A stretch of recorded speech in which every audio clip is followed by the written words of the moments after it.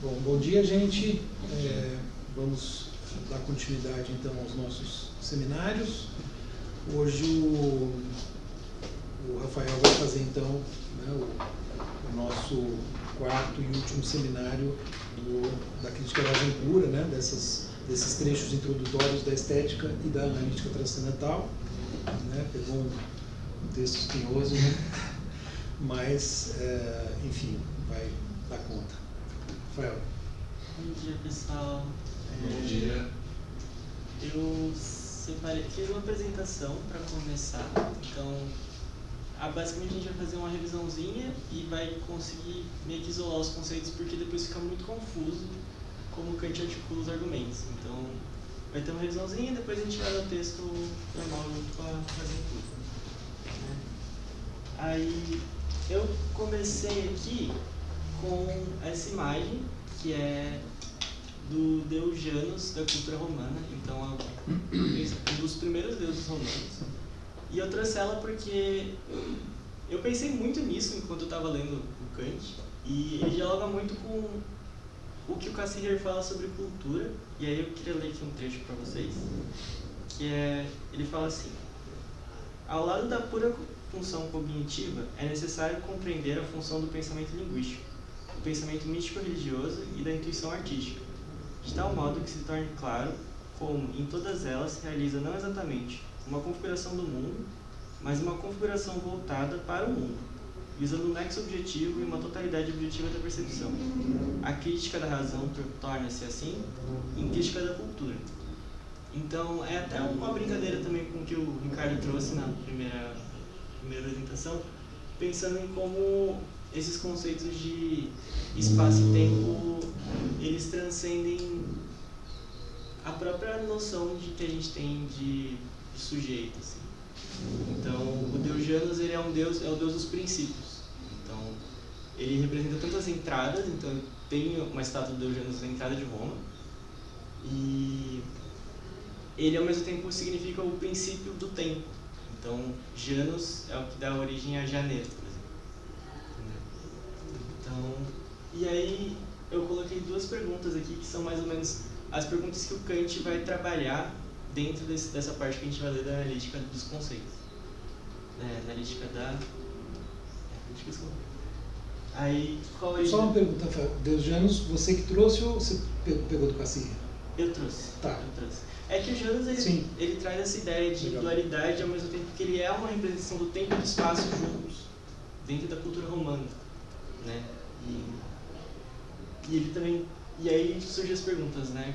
Qual a origem das ideias, que é basicamente o que a gente vai tentar explorar aqui, e o que é a verdade, né? Então, pensar nessas duas perguntas como sendo mais ou menos o que vai guiar a nossa investigação aqui.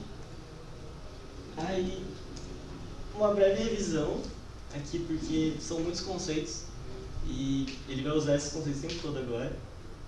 Então, o Kant quer provar a possibilidade de conhecimento, certo? Vou levantar. Então, a partir do... Ele fala que se o conhecimento é possível, ele se dá através de representações.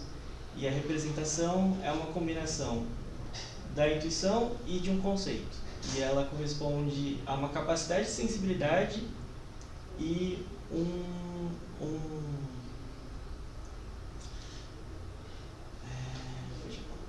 o entendimento. Capacidade também, faculdade? Uma faculdade de entendimento. É que a sensibilidade não é exatamente uma faculdade, né? A sensibilidade é uma capacidade que a gente tem e o entendimento seria... Faculdade e capacidade eventualmente são sinônimos, né? Tem traduções que usam, enfim. Então, representação seria exatamente isso, essa combinação entre intuição e conceito. O que a gente vai explorar o que é o conceito agora nessa parte que a gente vai ler, e a gente já explorou o que ele chama por intuição, que seria a apreensão da sensação a partir do que a gente tem na mente. Então, tem a separação entre puro e empírico, que a gente também já conversou, e aí intuições puras, tempo e espaço, e conceitos puros, tem as categorias e os princípios. Os princípios a gente não vai explorar, mas as categorias a gente vai começar a explorar já nessa analítica, na analítica transcendental. Só uma observação, Rafael. Sim. Tá ótima a apresentação apresentação que você fez, só que eu diria o seguinte, a noção de representação ela é mais geral, então você pode ter uma representação que seja só intuitiva ou só conceptual. A representação, para se tornar conhecimento, é que tem que juntar as duas. Entendi. Mas o Kant usa, vamos dizer, uma noção mais frouxa, mais elástica de representação, não é uma noção tão técnica. Tá. Então, o conhecimento se forma a partir de representações quando há combinação entre intuição e conceito. É possível também representações sem essa combinação, que seriam a forma com que a gente forma as imagens da nossa cabeça. E aí eu trouxe o prefácio para facilitar e explicar mais ou menos onde a gente está, porque é muita coisa que tem nesse livro. Então a gente está aqui na analítica dos conceitos, que está dentro da analítica transcendental, que está dentro da lógica transcendental.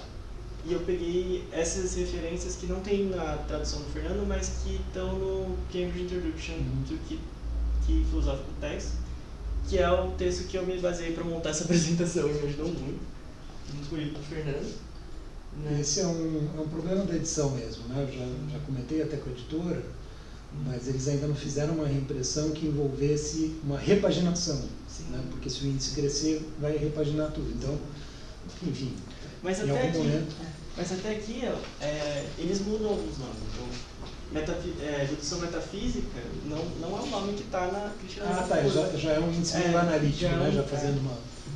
E ajuda muito, na verdade, a entender. Porque você tem a dedução metafísica e depois você tem a dedução transcendental. Né? Então você entende mais ou menos os dois movimentos que a gente faz a partir daqui. Bom, eu trouxe a lógica, eu comecei aqui falando um pouco sobre a lógica transcendental, que foi o que o Nelson falou já. Mas eu trouxe de volta porque pra gente dar uma revisada, né? Então, a lógica transcendental é uma lógica específica dentro da lógica geral pura. Então, é uma lógica que não se faz abstração de todo o conteúdo, do conhecimento.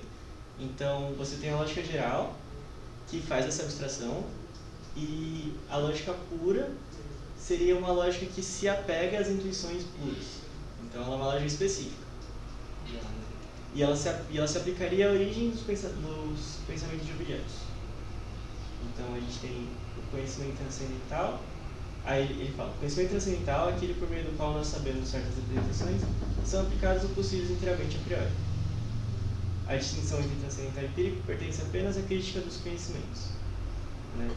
E aqui é uma parte bem importante, eu acho, que ele fala e que a gente não deu muita atenção, né? Que é essa distinção entre transcendental e empírico, né? Que ela surge, não é uma coisa que a gente faz naturalmente, mas ela surge da própria crítica quando a gente está pensando no conhecimento. Então, mais ou menos isso aqui. Isso é interessante, acho que eu cheguei a mencionar, né, no momento que eu fiz o esquema na lousa, né, que a filosofia transcendental é que justamente faz essa distinção. O Kant está fazendo essa distinção na crítica da razão pura, né, no dia a dia, enfim, no uso do conhecimento, os filósofos anteriores não faziam. Né. O Kant precisa fazer justamente para poder fazer todo esse empreendimento que ele está levando a cabo. Eu acho que quanto à lógica geral e lógica transcendental, isso já ficou claro, né? A lógica transcendental envolve via espaço-tempo, ou seja, via formas puras da intuição pura, a perspectiva de aplicação a objetos em geral. Isso. Né? Aí eu peguei esse trecho aqui que eu achei também legal. Então, ó, na expectativa, pois, de que talvez haja conceitos que não como intuições puras ou sensíveis, mas apenas como ações do conhecimento puro, possam referir-se a priori a objetos, conceitos, portanto, cuja origem não é nem empírica nem estética. Então podemos ter a ideia antecipada de uma ciência do entendimento puro e do conhecimento racional por meio do qual nós pensamos objetos inteiramente a priori. Uma tal ciência que determina a origem, o alcance e a validade objetiva de tais conhecimentos teria de denominar-se lógica transcendental, pois lida apenas como leis do entendimento da razão, mas somente na medida em que se referia a priori a objetos, e não como a lógica geral. Conhecimentos racionais tanto puros como empíricos sem distinção. Então, eu trouxe isso de novo porque eu acho importante, né, pra gente lembrar, que vai ficar mais complexo daqui, vai ficar bem mais complexo. E aqui é a parte que o Nelson não conseguiu falar da semana passada e eu trouxe pra gente também pensar. Então, o Kant ele começa a fazer uma divisão entre analítica e dialética transcendental, Então, a parte que a gente vai ler hoje é a analítica, e ele vai falar sobre os objetos que são dados da intuição, ele apresenta esses elementos puros, e ele fala que isso é uma lógica da verdade. Na dialética, ele já vai lidar com questões de objetos gerais fora da experiência, então seria como o nosso entendimento busca esses objetos gerais, mas ao mesmo tempo, de maneira crítica, a gente tem que delimitar o entendimento e ver qual parte dessa dialética também é um sofismo, né? E aí ele está dialogando diretamente com os racionalistas, né? Então ele fala muito que a dialética é uma crítica do entendimento da razão. Né? E é interessante que ele pega essa nomenclatura dos antigos, né? Ele até menciona, embora seja uma interpretação discutível do sentido de dialética nos antigos, a gente não vai entrar nisso, né? Mas certamente os estudiosos, né, de Platão e Aristóteles questionariam essa noção de dialética. Mas ficou interessante, assim, né? Acho que você apresentando agora, fica claro o seguinte, ó, aqueles esquemas que eu fiz, né? Vocês lembram daquele cilindro, né? Que tem o entendimento aqui e a sensibilidade aqui, né? Então você tem uma articulação entre entendimento e sensibilidade, né?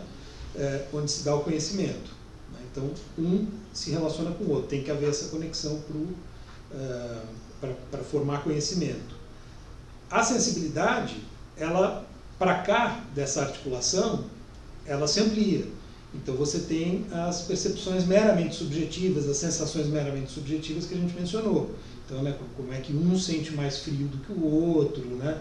Um percebe a cor de um jeito, né? Tem variações meramente subjetivas que vão alargar o campo das sensações, né? Aí você tem um estreitamento, né?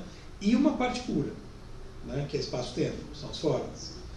Do outro lado você tem o entendimento, né, que tem esse aspecto estudado na lógica transcendental que se relaciona necessariamente com a sensibilidade, e vice-versa, né? Então, a sensibilidade, quer dizer, aqui está o conhecimento, a sensibilidade se amplia. E a lógica geral, ela é mais ampla que a lógica transcendental. A lógica transcendental lida com isso, né, com essa perspectiva do entendimento aplicado à sensibilidade. A lógica geral, ela lida com qualquer tipo de conteúdo, tanto conteúdos dados na intuição, seja pura ou empírica, como conteúdos que não possam sequer ser dados na intuição, como Deus e alma, né, para dar os dois exemplos clássicos.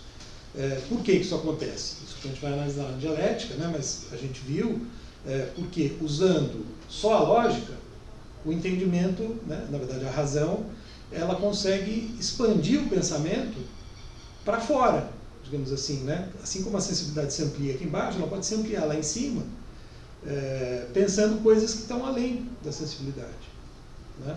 Então aqui é que está o cerne, né, da analítica transcendental e da estética transcendental, portanto da crítica da razão pura, dessa primeira parte da analítica, né, no caso do entendimento, nessa conexão de entendimento e sensibilidade, que podem ser pensados ambos em sua pureza, tá? Essa parte que escapa não interessa, né? A crítica a não ser para fazer, né, a crítica desvendar, né, por que isso acontece, por que isso acontece. Então seria mais ou menos como se a lógica transcendental fosse a lógica com um objeto transcendental que seria o espaço-tempo, mais ou menos isso. Uhum. É uma lógica que supõe o espaço-tempo.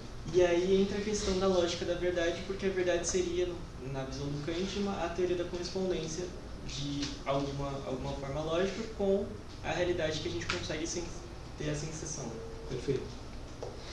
Então, aí agora a gente vai entrar na parte que a gente vai falar hoje, que é a analítica transcendental de fato, que está na página 104. E aí eu vou ler para vocês, se vocês quiserem acompanhar, quem está no PDF, que não está numerado, está no B89. Né? Começa no B89. Ele fala: essa analítica é a decomposição de todo o nosso conhecimento a priori nos elementos do conhecimento puro do entendimento. Trata-se aqui dos seguintes pontos. 1. Que os conceitos sejam puros e não empíricos, que eles pertençam não à intuição ou à sensibilidade, mas ao pensamento e ao entendimento. 3. Que eles sejam conhecimentos elementares e sejam bem distinguidos dos derivados ou compostos a partir deles. E 4. Que a tábua seja completa e eles cumpram todo o campo do entendimento puro. Aqui eu vou parar um pouquinho para falar um pouco então o que o Kant está propondo. Né? Então, primeiro ele vai ter que demarcar qual vai ser todo o campo do entendimento puro. A gente já falou um pouco disso, que ele vai falar que são a parte da lógica que está atrelada a objetos puros. Depois ele vai ter que formular uma ideia de conceito para conseguir fazer isso. E depois ele vai ter que provar que tem entendimentos puros que surgem nesse entendimento, né? E depois ele vai ter que apresentar um sistema falando que como todos esses conceitos puros se articulam e funcionam, né? Então é bem forte isso aqui, né? Sim. Não é muito simples. E aí agora eu vou continuar, né? Mas essa completude de uma ciência não pode ser assumida com confiança tendo por base o cálculo grosseiro de um agregado obtido por tentativas. Ela só é possível assim por meio de uma ideia de todo, do conhecimento a priori, do entendimento e da divisão a partir dela determinada dos conceitos que constituem tal conhecimento. Ela só é possível, portanto, por meio da concatenação desses conceitos em um sistema. E aí o Kant meio que já está falando que ele está fazendo sistema, né? Uhum. E aí ele continua. O entendimento puro se separa completamente, não apenas do todo empírico, mas também de toda a sensibilidade. Então agora ele já está fazendo uma separação do que é o próprio entendimento e do que é sensibilidade. Aí ele continua. Ele é, portanto, uma unidade em si mesmo subsistente, que se basta a si mesmo, e que não pode ser aumentada por nenhum acréscimo vindo de fora. O conjunto dos seus conhecimentos, portanto, constituirá um sistema abarcável e determinável sobre uma ideia, cuja completude e articulação podem fornecer ao mesmo tempo uma pedra de toque da correção e responsabilidade de todas as partes do conhecimento que nele se incluam. Toda essa parte da lógica transcendental, no entanto, consiste em 2 livros, um dos quais contém os conceitos, o outro os princípios do entendimento. Então ele já está fazendo aqui agora uma distinção, né? Então, uma hora ele vai falar sobre os conceitos puros e depois ele vai falar sobre princípios puros, né? Mas ele não fala ainda que são princípios puros. É por isso que eu até sugeri, né, que vocês vissem aquela aula, mas na verdade não sei se estava só na 2 ou na seguinte também, né, eu voltei ao assunto, mostrando quais eram, né, as categorias, isso a gente vai ver também aqui, e quais eram os princípios, né? Como se os princípios eles avançam um passo a mais em direção à experiência, né? Eles organizam as categorias. Como se eles organizassem as categorias já tendo em vista a experiência, a intuição empírica, eu diria, né? Enfim, mas tem um passo a mais, né? O Kant faz muito esse movimento, né? Eu até comentei isso quando eu falei da doutrina da virtude, né? Entre o puro e o empírico parece haver níveis, né? Então ele vai do puro se aproximando do empírico, né? Para dar conta de explicar, por exemplo, a física, né? Que é uma ciência que junta matemática com observação dos fenômenos e tal. Professor, já chega atrasado e já chega fazendo pergunta, né? Isso foi pela trás. O Kant adora essa expressão em pedra de toque. Por quê? O que é pedra de toque? É critério. Na verdade, essa é uma expressão que eu hesitei um pouco em bater o martelo e traduzir como pedra de toque. Chegamos a discutir algumas vezes sobre isso, mas é como se fosse um critério muito central. Eu lembro até que um argumento, né, de um colega, quando a gente discutia isso, era, né, faz parte do vocabulário filosófico, então o aluno que estiver lendo vai ter que pesquisar o que significa pedra de toque. Eu pesquisei. Você deu uma olhada? Pedra de toque é quando você tem, se não me engano, é Aurilis, que ele testa para ver se aquele ouro é verdadeiro. Então, cadê comigo? Isso, um critério para teste. Então, né? é um critério para teste mesmo, para você ver se aquele conhecimento que você tem é um conhecimento de fato. Então, junta com a ideia do que é verdade, né? Então, tipo, você só consegue saber se é verdade de fato se você tem consegue fazer uma crítica transcendental daquilo. Eu pesquisei no Google porque eu também eu já tive esse termo várias vezes, mas não sabia. É um negócio da química, né? É tipo uma pedra, determinadas pedras que você coloca algum reagente nela e à medida que ela reage você sabe se é um reagente puro ou não e qual elemento químico que é. Não sei se Você ajudou muito mesmo. Acho que sim, claro. Aí eu vou continuar lendo. Só uma observação sobre esse parágrafo. Sim. Você terminou o parágrafo, né? Você mesmo já falou, né, observou, como tem uma coisa de sistema, né? Quer dizer, tem uma ideia do todo, né, que apareceu aqui, que a gente pode se perguntar, bom, de onde vem essa ideia do todo, né?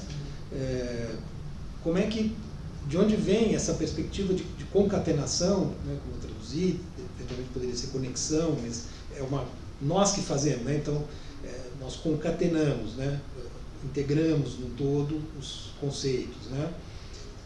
Que é o que a ciência faz, né? Quer dizer, o Kant está, de certa maneira, isso me pareceu, né, nesse texto de hoje ficar um pouco mais claro, entre aspas, né? Quer dizer, ser perceptível, tentando fazer aquilo que ele anuncia no prefácio, que é colocar a metafísica no caminho seguro da ciência, trazendo para a metafísica, para isso que ele está fazendo, para essa análise que ele está fazendo, o método da ciência.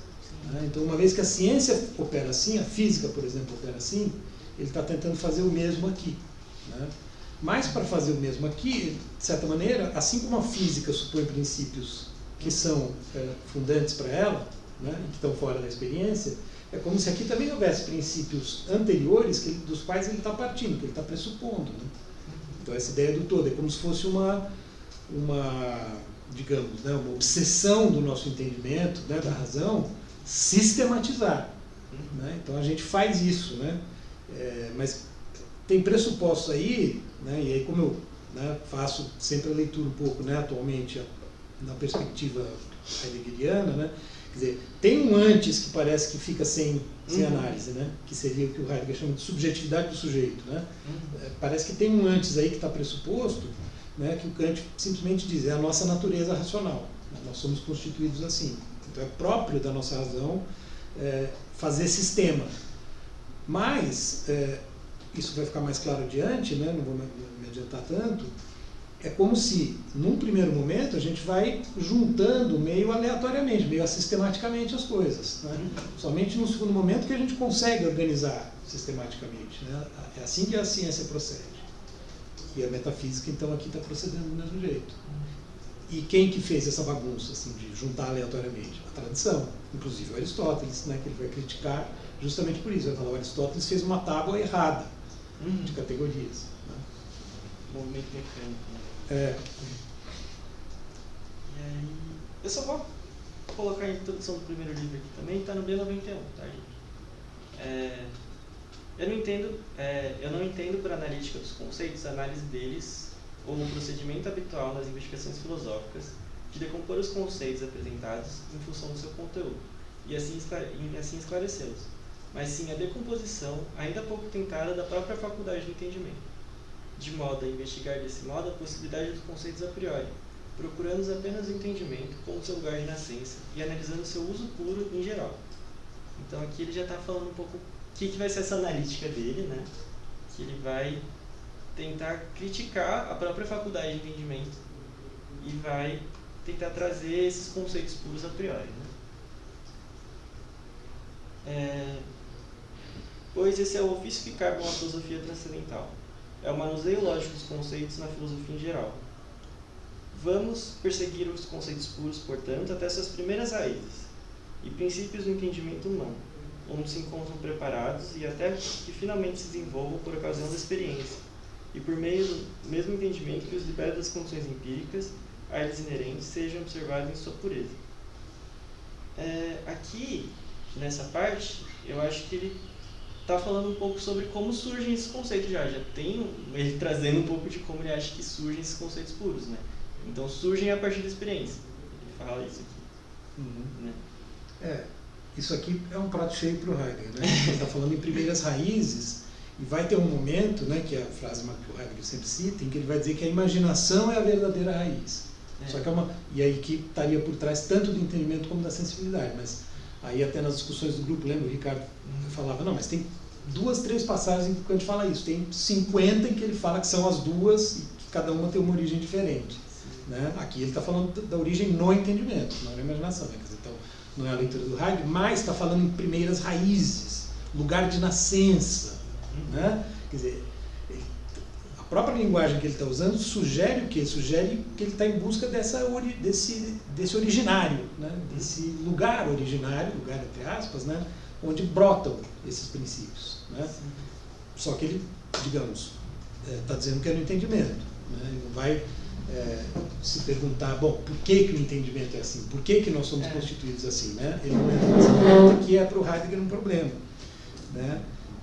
Ele fala de espontaneidade dos conceitos. Isso. Nesse caso, assim, primeiras raízes, espontaneidade, lugar de nascença, né? A linguagem é forte nesse sentido.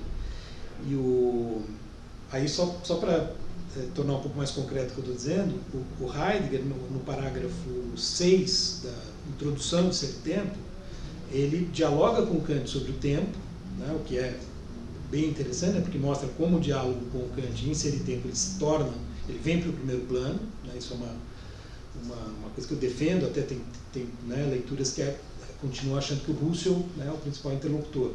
Me parece que no Ser e Tempo, tem comentadores que acham isso também, o Kant é que vem para o primeiro plano como interlocutor, né?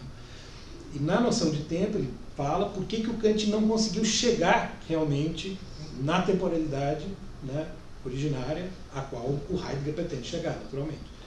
Então ele diz o seguinte, por que o Kant não conseguiu? Ele diz, eu estou citando, duas coisas impediram. Primeiramente, a negligência da questão do ser em geral, com a coisa em si, né? Então é como se o Kant afastasse, olha, não vamos entrar nesse tipo de questão, né? Então ele aceita determinados limites e para ali, como a gente está falando aqui do entendimento como origem, né?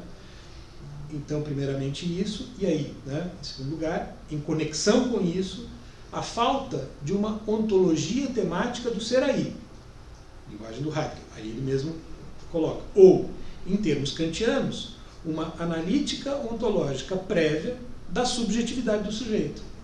Quer dizer, faltaria isso, né, para o Heidegger, faltaria justamente pensar ontologicamente essa base da qual o Kant está falando aqui, né, que seria dar um passo não além, no sentido de Deus, alma, etc., mas aquém, no sentido de tentar buscar as origens mais profundas, né?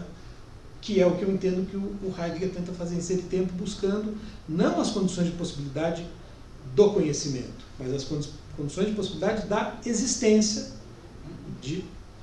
a nossa, né? E do nosso mundo, da expressão ser no mundo, né? Mas que não é o mundo em si mesmo também, né? Aí teria toda uma discussão sobre isso, mas... Nesse caso seria também porque o Kant é idealista, né? Pensando no Kant como sendo um idealista, ele já... Exato, sim, sim, é um aspecto do idealismo que ele conserva, né? Porque ele procura se diferenciar do idealismo no que diz respeito ao conhecimento empírico, né? Dizendo, aqui está um critério de verdade, de realidade, etc, etc. Mas a coisa em si resguarda um elemento de idealismo, que ele fala, quanto a isso não dá para entrar, portanto, né, a realidade... Eu vou ler a introdução do primeiro capítulo e as sessões eu fiz slides para tentar explicar um pouco melhor. Eu não fiz slides dessas partes porque elas são bem repetitivas, na verdade. O Kant, na verdade, está tentando reforçar essa ideia de separação, demarcar o entendimento, na verdade. Então vai, primeiro capítulo, do fio condutor para a descoberta de todos os conceitos puros do entendimento. Posso fazer uma rápida observação sobre o termo fio condutor? Em alemão, Leitfaden, né? Muitos dos tradutores para as línguas neolatinas, né? Francês, italiano, português, então, usam fio condutor, é meio consensual, mas o Geyer e o Alan Wood, não sei se você viu, na edição da Cambridge, traduzem por clue, ou seja, como se fosse uma pista, né?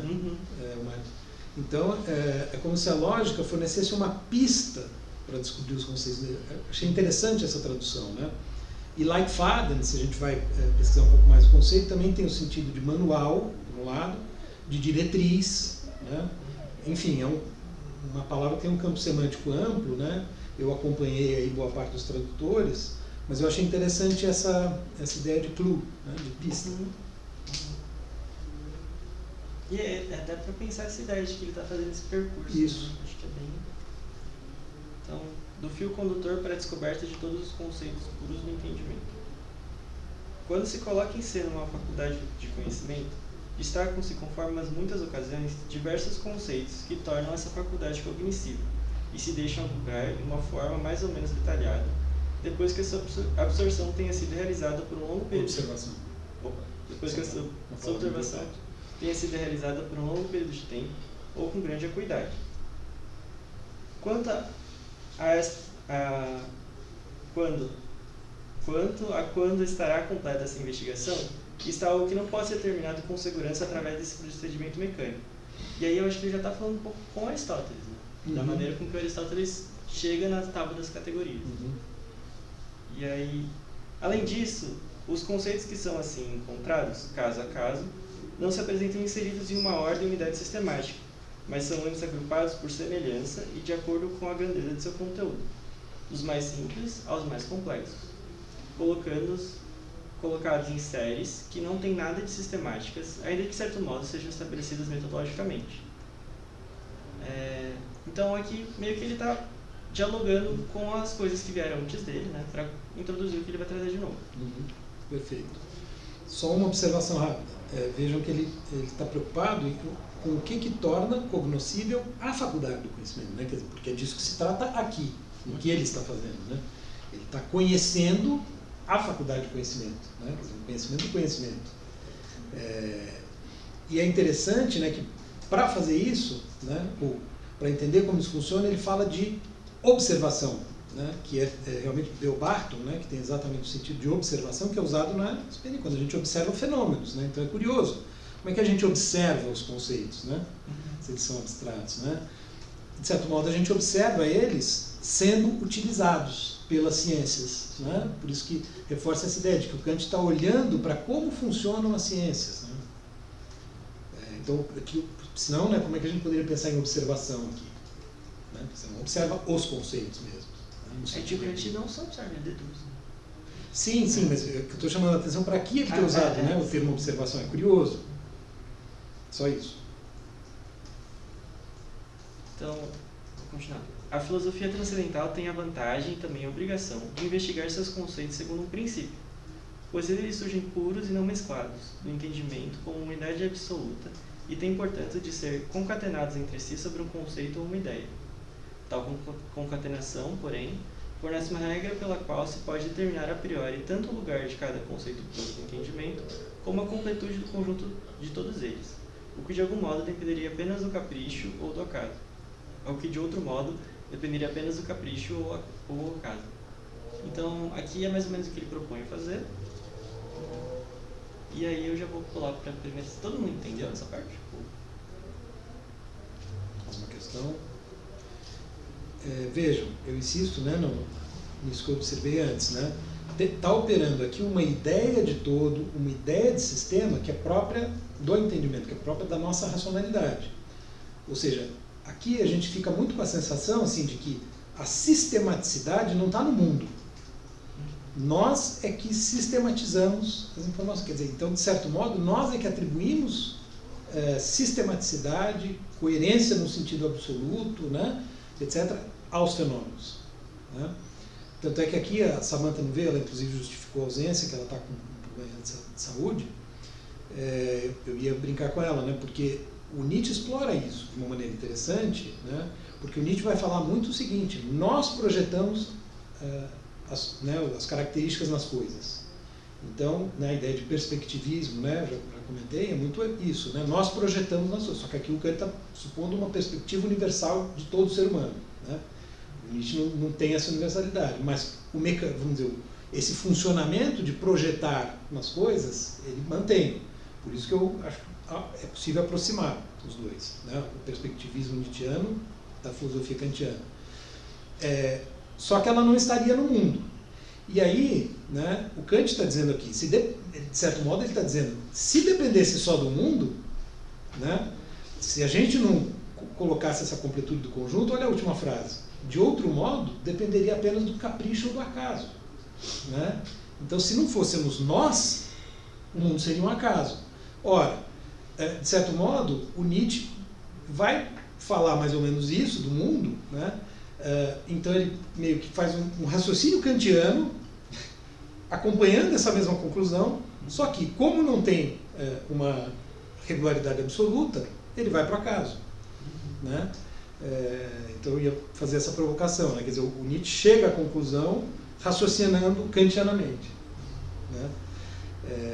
Enfim, mas também de novo chamando a atenção, né, para o fato de que aqui o Kant está visando, você tem toda a razão, né, o diálogo com Aristóteles, que vai se tornar explícito no final, ele está o tempo todo presente, né, com Aristóteles e com a tradição, mas como Aristóteles tem um peso enorme para a tradição metafísica, né, via a filosofia medieval, via Tomás de Aquino, ele está meio que dizendo o seguinte, olha, é natural que tenha acontecido assim, porque o Kant também pensa muito na história das ciências, né? No prefácio da segunda edição ele menciona isso, e então a partir dos exemplos da história da matemática, da lógica, da física, que são exemplos bem-sucedidos, ele quer agora fazer o mesmo com a metafísica, e é isso que ele está tentando fazer aqui.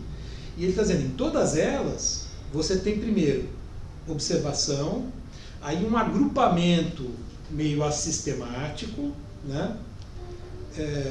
Aí, a partir do nosso papel ativo, uma concatenação, né, ou seja, uma integração coerente do material, assim, colhido, né, e a partir dessa concatenação, né, o que ele está dizendo, ela fornece uma regra, quer dizer, então, nós damos a regra para o conhecimento, né, e essa regra que vai permitir determinar lugares e a completude, né.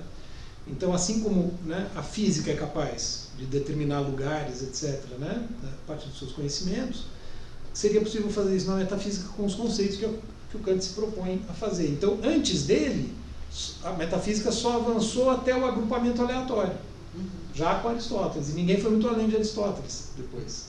Né, um pouco isso. Por isso que ele vai voltar para Aristóteles no diálogo. Né? Enfim, e o nosso papel ativo vai ficando muito claro. Né, que espontaneidade, etc. Nós que projetamos, né, isso vai ser muito criticado, não só pelo Nietzsche. Né, na dialética do esclarecimento, Adorno e Horkheimer, com uma considerável influência do Nietzsche, vão ver a questão da dominação da natureza pelo homem, né, tendo em Kant, né, claro, antes em Bacon, né, em toda a filosofia moderna, mas em Kant particularmente, esse elemento de controle, né? Quer dizer, como se nós estivéssemos tornando a natureza controlável por nós, ao regrá-la, ao colocá-la num sistema, numa sistematicidade que nós queremos que ela tenha. Né? E junto com isso vem, junto com essa ciência, a tecnologia, que significa o quê? Um controle de fato, né? Uma transformação da natureza para nós, né? Em nosso benefício, teoricamente. Né? Só que aí já, né, claro, né, o Horkheimer escreve em 1944, né, fugidos da Alemanha, por serem judeus, né, então é um livro de um pessimismo tremendo, né, mas olha onde deu, né, que estão dizendo. Enfim, mas impressionante, né, como de fato aqui a gente percebe isso, né, está dizendo, olha, nós projetamos a sistematicidade. O Kant vai buscar esse sistema, né, que ele projeta no mundo. Então, agora eu vou já para a primeira sessão, acabou a introdução, né, analítica. Então, primeira sessão, do uso lógico do entendimento em geral. O entendimento foi descrito acima de maneira apenas negativa, como uma faculdade não sensível do conhecimento. Independentemente da sensibilidade, contudo, não podemos tomar parte de nenhuma intuição. O entendimento não é, portanto, uma faculdade de intuir. Além da intuição, no entanto, não há nenhum outro modo de conhecer que não por meio de conceitos. Aí aqui ele já está falando qual é o conteúdo desse entendimento. O conhecimento de todo o entendimento, portanto, pelo menos o entendimento humano, eu não entendi essa parte porque ele destacou isso, é um conhecimento por conceitos, um conhecimento não intuitivo, mas sim discursivo. O Ricardo já apresentou uma hipótese. Vamos ver o que ele está falando. É o entendimento humano. Pode ser que tenha alienígenas com outro entendimento, né? Até os animais, né? É meio X, podemos pensar também nos animais, né? O entendimento aí, no caso, né? Acho que eu diria, na verdade, eles só têm a sensibilidade. A gente poderia dizer, talvez tenha um certo grau, né? Muito inferior ao nosso de entendimento.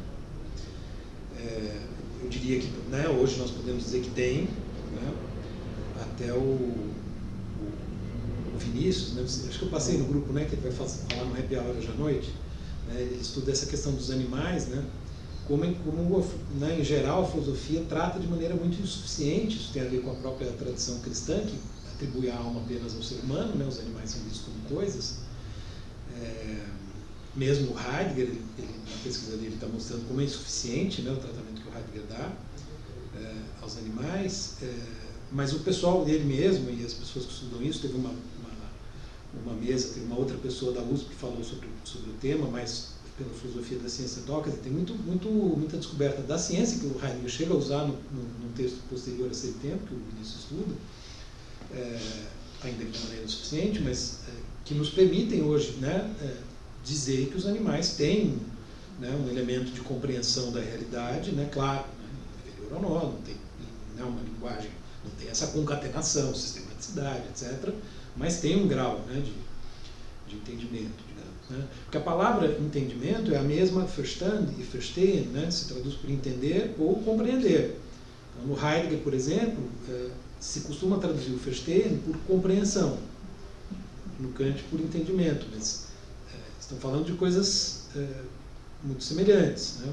Claro, o Heidegger vai dar um outro sentido e tal, mas de certo modo, né, aqui eu enxergo um pouco, né, pensando esse paralelo com Heidegger, né, quando Kant diz que esse entendimento, que esse conhecimento do entendimento é discursivo, né, questão da linguagem, que é o seu tema, né? Então, quer dizer, já tem aqui compreensão e discurso, que são dois elementos fundamentais no que o Heidegger entende pelo em do ser no mundo, ou seja, digamos assim, pela relação entre nós e o mundo, né? Quer dizer, a nossa relação ela é marcada por uma abertura de lado a lado, que tem a ver com essa abertura de entendimento para a sensibilidade, de sensibilidade para o entendimento. Por isso que quando Heidegger, no livro de 29, Kant, o Problema da Metafísica, vai estudar, ele vai encontrar mais semelhança ainda, né? Aí ele quase vê no Kant um antecipador da filosofia dele, né? Porque é como se já tivesse aqui, né, essa ideia de abertura. E uma abertura que é constituída de compreensão e discurso, né? São dois elementos constitutivos da abertura para o Heidegger. Só fica faltando o que ele chama de disposição, né, Befindlichkeit, que é difícil de traduzir também, que seria anterior ainda. Mas enfim, vamos misturar longe aí, né? Então, a gente está aqui entre o que a gente está falando que o conhecimento é um conhecimento por conceitos que não é intuitivo, mas é discursivo. Então, logo depois disso, ele faz essa afirmação que eu achei também um pouco forte, que é: todas as intuições, enquanto sensíveis, baseiam-se em afecções, e os conceitos, portanto, em funções. Eu entendo por função, todavia, a unidade da ação de ordenar diferentes representações sobre a mesma representação comum. E aí, eu fiquei com uma dúvida: o que seria uma representação comum? Seria um conceito? Sim, o conceito é um exemplo. Acho que, porque a representação é uma noção mais ampla, né? Então aqui ele pode estar pensando especificamente na representação conceito, né? Embora a noção de espaço, em alguma medida, como intuição também, né, abarca diferentes representações possíveis no espaço, né? Mas essa ideia, né, de nós justamente juntarmos, né, representações numa comum. Mas o caso mais fácil de pensar é o conceito. Então a gente tem, por exemplo, o conceito de cachorro, né? Ele junta um monte de representações empíricas dos diferentes cachorros, né? Eu tenho um cachorro, então, né, eu penso no meu, cada um, né, quem tem cachorro vai pensar no seu, né? O Heidegger, que não tinha cachorro nem gato, não gostava muito dos animais, mas, enfim, nem o Kant. Mas é isso, sim, né? Acho que o conceito empírico ilustra bem isso. Então, aqui a gente já começa a ver também aquele negócio que eu estava tentando falar no começo, de como ele relaciona essa ideia de conceito e ação no entendimento, como sendo essa ideia de agrupar que o Fernando estava falando, né? Que é bem importante nessa parte, tipo, é a parte central, acho. Né? E aí... A ideia de síntese. Essa ideia de síntese que ele vai chamar de síntese depois. Sim. E vai ajudar a gente a entender como se formam juízos sintéticos a priori. quando ele usa a palavra função, quando eu estava lendo, eu só consigo pensar em função em matemática. O elemento A corresponde ao elemento B e forma Eu um também ponto. pensei nisso. Mas isso até me complicou a ler o resto, porque não é só A e B. Bom, enfim, a partir daí a leitura ficou mais complicada para mim. É que é uma leitura muito complicada, na verdade. Esse texto é o mais difícil que a gente pegou até agora. Mas você já está fazendo alguma daquelas disciplinas do BCT, funções de uma variável, essas coisas? Então, você conseguiria dizer o que é função lá? O sentido que tem função na matemática? Função na matemática teria esse sentido, na verdade, de correspondência de uma variável com um parâmetro. Então, você tem, por exemplo, dois conjuntos e como eles se relacionam. A função faz essa relação. Né? É parecido com o que está aqui, mas é um pouco diferente na matemática porque você só pode ter um correspondente de um conjunto para o outro. Aqui você pode ter tipo, várias sobreposições de representações e os conceitos podem ser os mais diversos possíveis. O que vai dar meio que o eixo para ele vai ser a intuição. Então, não vai ser uma coisa tão bagunçada assim, e vai ser o que ele chama de lógica transcendental. Boa. Eu olhei aqui rapidamente, né? Função, no Michaelis, por exemplo, tem 20 funções. E tem especificadas por áreas, né? Então, por exemplo, na psicologia, na fisiologia, na ecologia, na sociologia, na dança, na álgebra deve ser, né? Na matemática, e na química, enfim.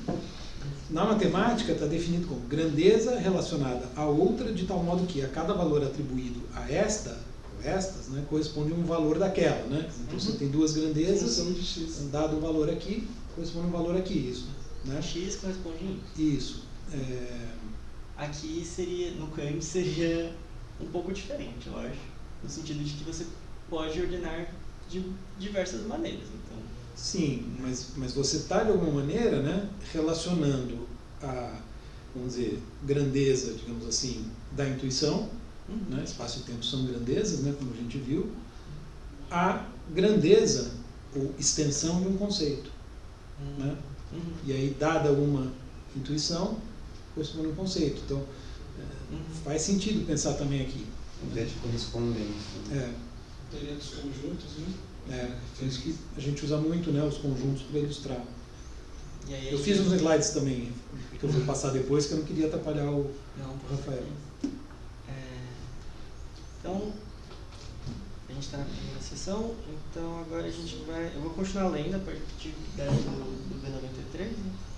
Então, os conceitos se fundam, portanto, na espontaneidade do pensamento, assim como as intuições sensíveis se fundam na receptividade das impressões. Agora, o entendimento não pode fazer nenhum outro uso desses conceitos que não julgar por meio deles. Como nenhuma representação se aplica diretamente ao objeto, a não ser a intuição, um conceito jamais se refere imediatamente a um objeto, mas sim a uma outra representação deste, seja ela uma intuição ou mesmo já um conceito. Eu não entendi muito bem o que está escrito, na verdade. Então, essa parte é bem difícil mesmo. Talvez eu possa, nesse caso, eu vou passar o slide para vocês, eu deixei mais ou menos preparado, já com uma imagem no WhatsApp, depois eu coloco lá na nossa pasta. Que eu acho que pode...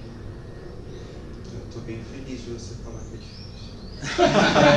Nossa, eu fazendo essa apresentação, eu tava tipo, meu Deus, tem uma parte que eu tive que cortar o texto do Kant, assim, remendar as partes, porque ele colocava várias, tipo, não é isso, não é isso, não é isso, e depois, é isso aqui.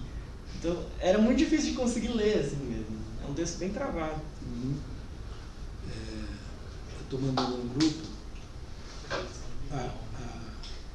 a imagem que eu fiz justamente para esse parágrafo, específico para esse parágrafo. Que é a do juiz. Isso. Então acho que vocês conseguem ver aí, né?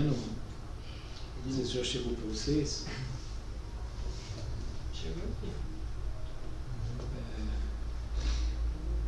Agora Então- ficou claro. Não. O que eu estou tentando mostrar. Bom, talvez seja interessante terminar de ler. Tá, eu vou acabar. Né? Aí eu explico melhor essa imagem. Mas veja, ele vai dar 2 exemplos. Eu procurei usar esses 2 exemplos que ele deu para tentar ilustrar o que ele está dizendo. Então, vou continuar a leitura a partir do parênteses conceito. O juiz é, portanto, o conhecimento imediato de um objeto. É isso? Não. Imediato. Ou seja, É que eu não é tô- imediato, é o contrário de imediato. Não, é que eu estou na frase de cima. Confundi. Como nenhuma representação se aplica diretamente ao objeto, a não ser a intuição, o conceito jamais se refere imediatamente ao objeto, mas sim uma outra representação deste. Não, esse já tinha lido, era o seguinte mesmo. O juiz é, portanto, o conhecimento imediato de um objeto, portanto, a representação de uma representação do mesmo. Em cada juízo há um conceito que vale por muitos, e sobre estes muitos, ele abarca ainda uma representação dada que, por sua vez, refere-se imediatamente ao objeto. Assim, por exemplo, no juízo todos os corpos são divisíveis, o conceito de divisível se refere a diversos outros conceitos. Dentre estes, porém, ele se refere particularmente aqui ao conceito de corpo, e este, por seu turno, a fenômenos que se apresentam a nós. Esses objetos, portanto, são representações imediatamente por meio do conceito de divisibilidade. Todos os juízos são, assim, funções da unidade de nossas representações, de tal modo que, em vez de empregar uma representação imediata para o conhecimento do objeto, empregamos uma mais elevada que abarca sobre si tanto aquela como outras, e assim reunimos muitos conceitos possíveis sobre um único. Nós podemos, contudo, reduzir todas as ações de entendimento a juízos, e assim representar o entendimento em geral como uma faculdade de julgar. Pois é. Rapidíssimo parênteses, tá? Faculdade de julgar, como vocês sabem, né? O Kant vai escrever a crítica, que eu traduzi, né, o título como Crítica da Faculdade de Julgar. Eu divergi, né, na tradução do título de outras, tem algumas que optam por Faculdade de Julgar, o Alain Renaud, por exemplo, Critique de la Faculté de Juger, tem outros, mas aqui, por exemplo, a gente tinha a crítica do juízo, tradução proposta pelo Rubens Rodrigues Torres Filho, que é um grande tradutor, e crítica da faculdade do juízo. Aí não tem tanta diferença porque usou a palavra faculdade, né? Mas, enfim, tem uma sutil diferença assim. A edição da Cambridge traduziu por Power of Judgment. Por quê? Porque lá, a palavra que está aqui, a expressão que está aqui é Vermögen zu urteilen. Então seria mais literalmente, por português, assim, faculdade para julgar, faculdade de julgar. Vermögen é faculdade. Geralmente, né, a gente usa essa palavra para se referir às faculdades. E lá é Urteilskraft. Kraft é força, ou poder. Né? Então, mais literalmente, poder de julgar, ou força de julgar, seria interessante. Lá eu faço uma nota para explicar, né, o porquê da tradução. E eu procuro mostrar que em diferentes lugares o Kant acaba usando as duas expressões com o mesmo sentido. Né? E como ele está constituindo um sistema de faculdades, né, me pareceu que era interessante usar a palavra faculdade. Enfim, fiz uma justificativa, mas como toda justificativa de tradução em casos assim, né, é discutível. Né? Então são opções que a gente acaba tendo que adotar uma hora, mas eu só queria enfatizar que aqui não é a palavra que ele vai usar lá no título. Tá? Me ajudou a entender o texto em inglês agora, professor. Em inglês eu fiquei bem em dúvida com essa. Como é que está? termo. Power of Judgment? Não, o texto que ele está falando sobre essa faculdade de julgar. Então é in judgment, aí fica uma coisa meio esquisita. É in judgment? Não o título, no texto que eu estava lendo para ajudar a ler esse Então, como é que estava lá? In judgment. Você caiu no mesmo erro que eu? Que leu o texto em inglês e depois viu que tinha a versão em português lá do PDF? Eu acho que não é que eu usei um texto à parte. Eu usei Você usou o da Cambridge, não? Eu usei aquele da Cambridge, mas é que eu peguei fora, não sei se é o mesmo.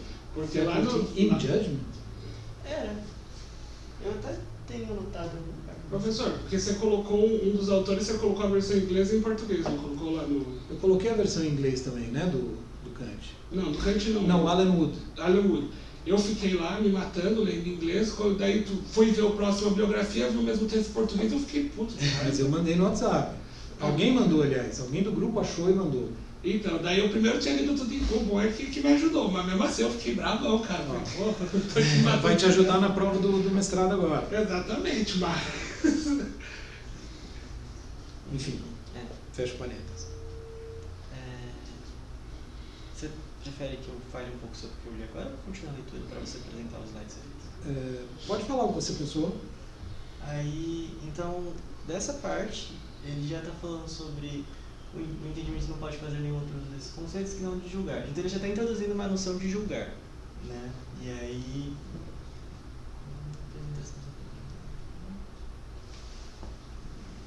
Tá, eu acho que eu vou continuar a leitura, gente, que me perdi um pouco. Eu não tinha visto ainda esse. São os trechos que eu separei, assim, que eu Desse parágrafo? Desse parágrafo Tá. que eu achei. É que eu ia ler esse parágrafo, eu vou ler esse parágrafo integralmente porque eu acho que ele é bem importante. Assim. Acho que é o principal parágrafo porque ele vai introduzir o que ele entende por julgamento, né, da faculdade de julgar e como ele se relaciona com o entendimento, falando sobre ações de entendimento. Parece que essa faculdade de julgar seria que a gente talvez tivesse uma tábua lógica com todas as representações possíveis e naquele exato momento que a gente está em contato com o objeto, a gente julgasse, extraísse daquela tábua e Exato. olhasse o objeto. A gente está aplicando os conceitos à intuição. Julgar é isso. E ele usa, assim, dá a impressão assim, de que essas palavras têm praticamente o mesmo sentido, né? Julgar, pensar, sintetizar, né? Enfim. Mas ele distingue elas, né? Distingue, mas ao mesmo tempo, esse é o problema do Kant, né? O Kant faz muitas distinções conceituais que ele mesmo não observa. Por isso, a minha opção de traduzir faculdade de julgamento, né, de Taitcraft, pela mesma que eu traduzi foi o meu livro solitário. Mas enfim, o importante é esse elemento de ação, né? Está descrevendo o tempo todo ação. Ação de julgar, ação de pensar, ação de sintetizar, ação de concatenar. Então, eu vou puxar a leitura. Tá. A faculdade de julgar. Pois ele é, segundo o exposto acima, uma faculdade de pensar. Pensar é o conhecimento por meio dos conceitos. Os conceitos, porém, como predicados de possíveis juízos, referem-se a alguma representação de um objeto ainda indeterminado. Assim, o conceito de corpo significa algo, por exemplo, um metal, que pode ser conhecido por meio desse conceito. Ele só é conceito, portanto, na medida em que sobre ele estejam contidas outras representações, por meio das quais ele possa referir-se a objetos. Ele é, portanto, o predicado de um juízo possível, como, por exemplo, todo metal é corpo. As funções do entendimento podem ser todas elas encontradas, pois, como se possa representar, de maneira completa, as funções da unidade no juízo. E a seção seguinte deixará claro que isso pode muito bem realizar-se. Aí, você quer apresentar os slides que você fez? Pode ser, se quiser fazer algum comentário antes, ou você pode fazer depois também. Acho que é melhor fazer depois, que aí Tá. talvez fique mais claro. Bom, então acho que vocês estão aí, né? Acho que o fundamental aqui, vejam que corpo aparece nos dois exemplos, né? Quando ele fala todos os corpos são divisíveis e o metal é um corpo. Não, como é que é? Metal, Todos os corpos são divisíveis. Todo metal é um corpo. todo metal é um corpo. Isso. Então vejam, no primeiro exemplo, corpo é sujeito e divisível é predicado. Então ele está diferenciando o conceito quando ele é usado como sujeito e quando ele é usado como predicado. Essa distinção também é fundamental para Aristóteles nas categorias, né? A noção de substância, que vai ser a mais importante para Aristóteles, né? A noção de ousia, ela está ligada ao sujeito.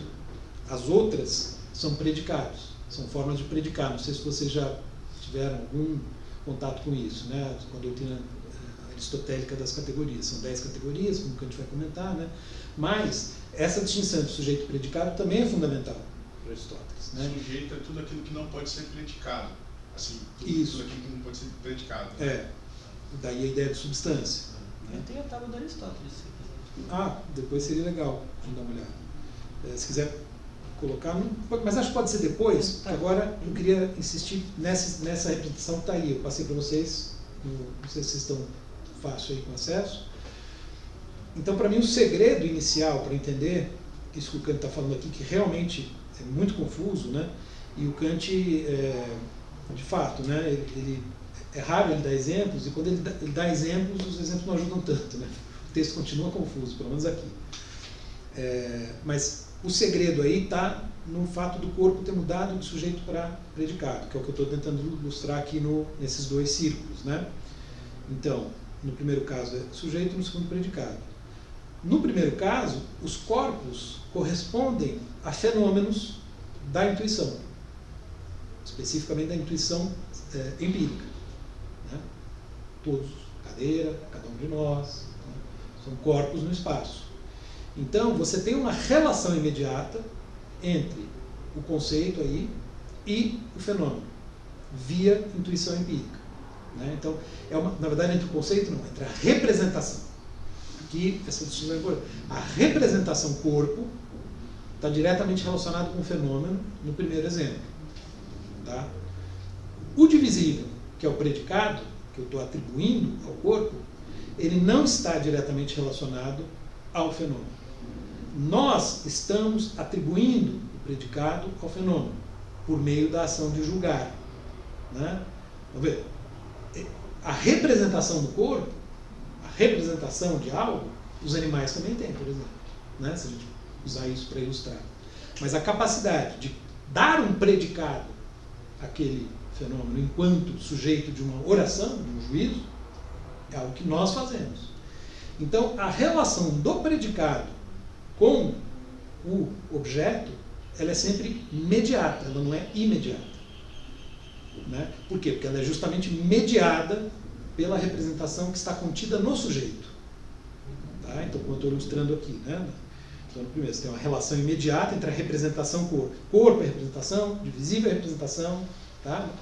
Representações são as noções mais amplas. O entendido não pode fazer nenhum outro uso desses conceitos que não julgar por meio deles. Isso. Como nenhuma representação se aplica diretamente ao objeto, a não Como ser seria a intuição. o conceito jamais se refere imediatamente ao objeto, mas sim a outra representação do mesmo. Porque, na verdade, assim, para ser mais preciso, a relação imediata mesmo é entre, por exemplo, né, a intuição empírica que eu tenho agora desta cadeira. Então, quando eu digo isto é uma cadeira, né, aqui eu estou com uma intuição que é imediata, uma representação, estou representando mentalmente. Você fecha os olhos, a cadeira continua aqui. Então eu estou representando a cadeira. Essa representação é imediata. Está sendo feita aqui agora. Tá? Mas o conceito de cadeira já não é a representação imediata. Porque eu preciso do conhecimento, né? Eu preciso que na nossa língua já se tenha estabelecido, por meio do intelecto humano, né, que criou a linguagem, uma palavra, portanto um conceito, para se referir a esse tipo de objeto, que nós sabemos aplicar uma vez que a gente aprende a falar. Né? E o juiz a criança ela vai aprendendo aos poucos isso. Né? Mas o juiz então vai falar que é uma cadeira. Isso. Quando eu falo isso é uma cadeira, aí eu já estou Já é o juízo que você está aplicando. conceitualizando, eu estou fazendo um juízo. Mas só ver a cadeira já tem a representação, mas é uma representação sem juízo. É uma representação que um cachorro poderia ter também.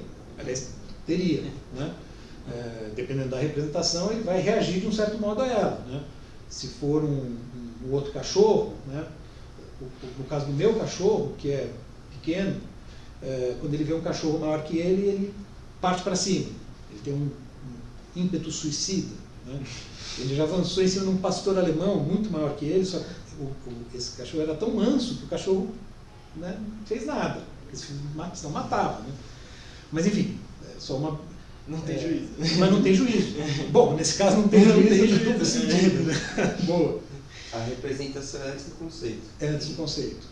Eu vejo um objeto, Isso. é uma representação. Fecho o olho, aquilo ali fica. Isso que é a representação. Não é que seja propriamente anterior no sentido lógico, né? Porque, na verdade, a gente é conceptualizador. A gente está o tempo todo... tem uma hora que eu vou pensar até em como que o bebê já está, de alguma maneira, estabelecendo conexões. Né? Mas, enfim, isso é um pouco mais polêmico. Mas Talvez. nós já, e sobretudo depois que a gente já aprendeu a falar, a partir de uma certa idade, a gente já olha intuindo e conceptualizando. Aí já é imediato, não é imediato. É imediato. É imediato. Né? Então, vamos dizer... eu não sei se... que antes, né, dá uma ideia de...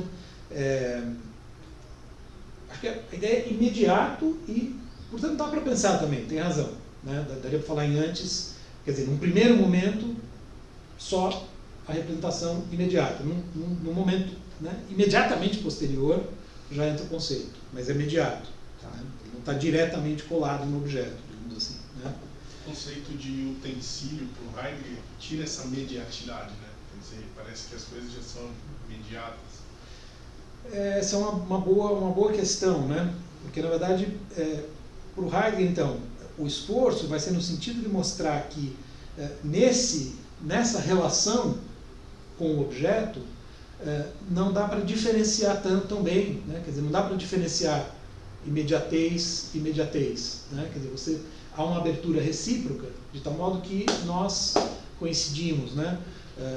Mas aí ele elabora um conceito, né, para falar sobre um certo tipo de... Teria que aprofundar um pouco a reflexão, né? Mas ele tenta dar maior imediatidade à nossa relação. Só ver se caiu aqui. Acho que talvez ajude pensar em representações da intuição e representações do entendimento. Né? Também. Acho que é mais fácil. Você pensar, minha intuição tem uma representação. Então, sei lá, é os pixels da cadeira. Mas eu não sei o que é uma cadeira ainda. E o meu entendimento vai entender esses pixels com uma outra representação que ele vai chamar de cadeira. Então é um discurso. Entendeu?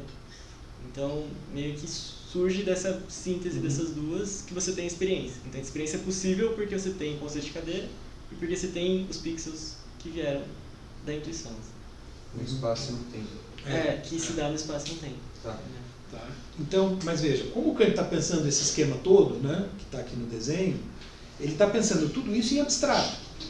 Mesmo a representação imediata, né, ele está pensando em abstrato aqui, ele está pensando, e ele pode fazer isso porque existe uma intuição pura, né? Quer dizer, o esquema todo, vamos dizer, ele está falando assim, tem um esquema aí. Esse esquema, ele está dado na nossa natureza. O Heidegger diria, no nosso ser no mundo, né? Está dado conosco, né? É assim que funciona. E ele está analisando aqui em abstrato. Então ele está falando, quando ele fala, por exemplo, aqui de intuição empírica, ele está falando da intuição empírica em geral, né? Quando ele está falando, então, como se dá a relação entre predicado e representação imediata, né, na intuição, como uma relação imediata, essa relação imediata diz respeito a essa referência do conceito a um objeto qualquer.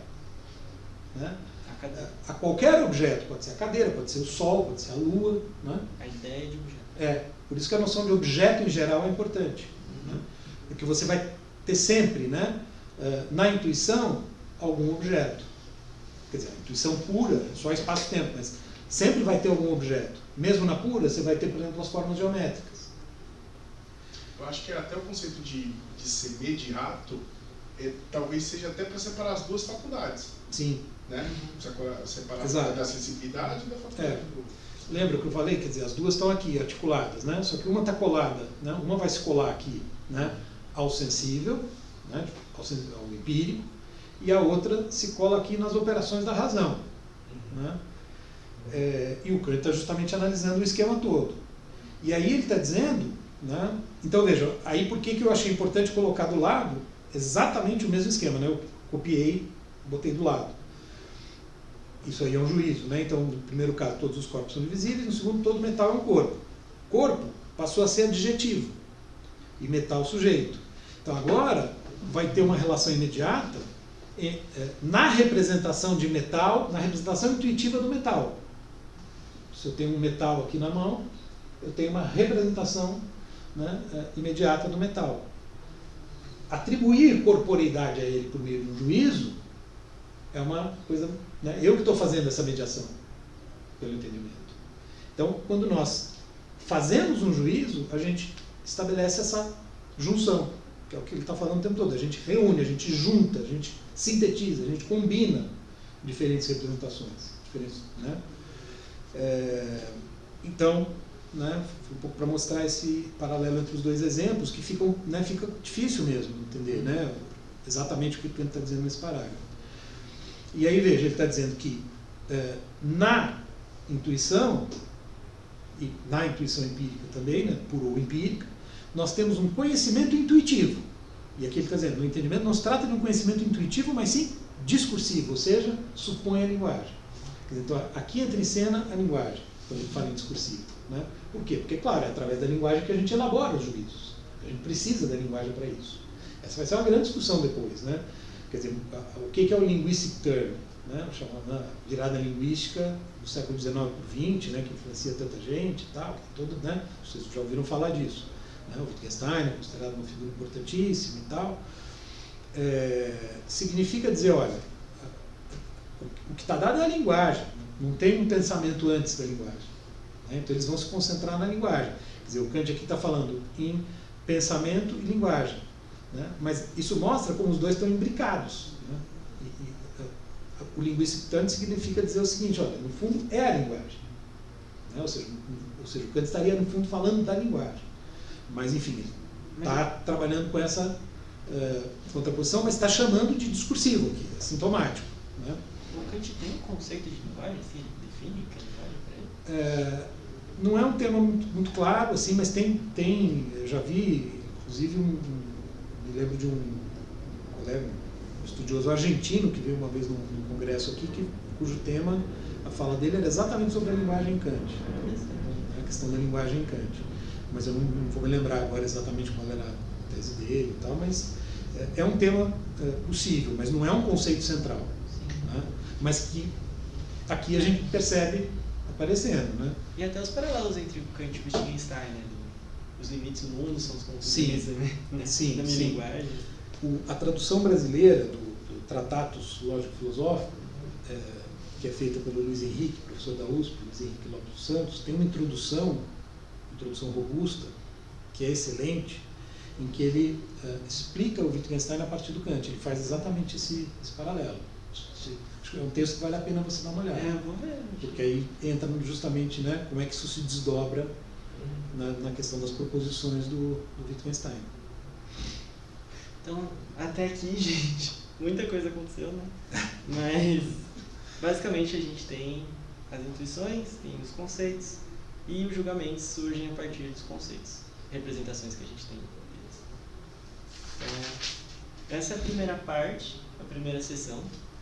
Eu vou para a segunda sessão agora, que é quando ele apresenta a tábua dos juízos. Né? E ele é bem direto nisso, então ele já começa.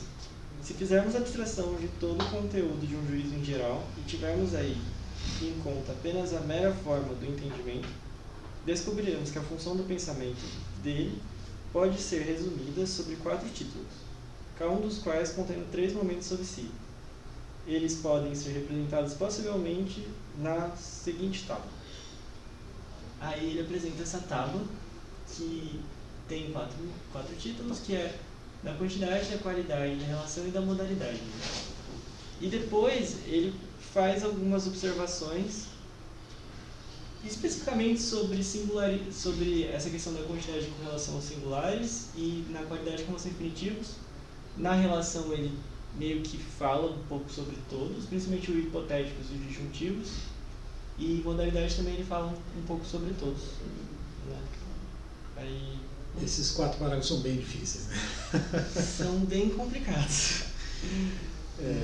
De fato, assim, porque ele entra, né, em detalhes aí de diferenças da lógica transcendental e da formal, mas pressupondo um monte de conhecimento, né, que as pessoas teriam sobre lógica, né, e ele dava cursos de lógica, né, então ele está supondo aí interlocutores que conheciam a lógica na época, enfim, né, então são 4 advertências, uma sobre cada bloco, né, de juízos, bem complicado. Eu não sei como é que você pretende lidar com essas 4 advertências, você vai... Pensando em ler, mas eu também pensei em falar um pouco que hoje em dia a gente já mudou isso aqui, então é mais difícil ainda, né? Então, já... Tava difícil? Por que não dificultar mais? Porque são 4 parágrafos longos, talvez lê-los vai impedir a gente de avançar para a tábua das categorias, né? Eu fiz um esquema também para essas 4 advertências, que talvez a gente possa usá-lo para você poder seguir para outra parte que é mais importante mesmo. Né? Porque você tem razão, num certo sentido, né? Quer dizer, tudo que o Kant está falando sobre a lógica geral é um tanto datado, né? Inclusive essa ideia de 12 categorias, quer dizer, isso não faz mais sentido para ninguém. Né? Então, quer dizer, tem aí aquilo que o Kant chamou, o Schopenhauer chamava de cânone de Procusto, né? Quer dizer, o Kant tem uma obsessão com algumas coisas, né? Com os números 3 e 4, né? Então tudo ele tenta encaixar nesses esquemas e tal, né? A própria ideia de tábua, né? Enfim, tem uma obsessão aí que o Schopenhauer vai criticar, o Nietzsche também vai zombar muito disso e tal, né? Mas que de fato, né, é uma parte assim mais engessada, né? Então eu fiz um esquema para tentar tornar isso um pouco mais compreensível, que eu acho que, enfim, aí a gente não precisa ler esse trecho, tá? Senão a gente não conseguiria avançar. Né? Eu vou passar para vocês esse outro. Eu também não sei, né, o quanto ajuda. Depois eu posso, no começo da próxima aula, até retomar e explicar um pouco melhor. Mas vejam, se eu entendi corretamente também, tá? Porque realmente é difícil, e eu não tive tempo de ir buscar comentários específicos, né, sobre esses parágrafos, certamente tem, né? Então, são 4 advertências, eu numerei aí, mas a numeração já está na própria tábua, né? A primeira é relativa à quantidade. Então, pelo que eu entendi, né, ele está dizendo o seguinte: na lógica, os singulares e os universais têm uma estrutura praticamente igual, né? Quer dizer, tem uma estrutura idêntica. Quando eu falo, então eu coloquei aí em cima, né? Vocês estão vendo? Todo homem é mortal. Eu estou dizendo que o conjunto dos homens está dentro do conjunto dos mortais. Quando eu digo Sócrates é homem, eu estou dizendo que Sócrates está dentro do conjunto dos homens, né? E aí isso permite o famoso silogismo e tal. Bom, isso não valeria quando a gente traz para a lógica transcendental, né? Quando a gente vai pensar do ponto de vista das noções, né? Quer dizer, eu retomei aqui, não sei se vocês repararam, né, um esquema que está no slide anterior lá, que eu apresentei em uma das primeiras aulas, né? Eu ampliei um pouco as 2 tábuas, né?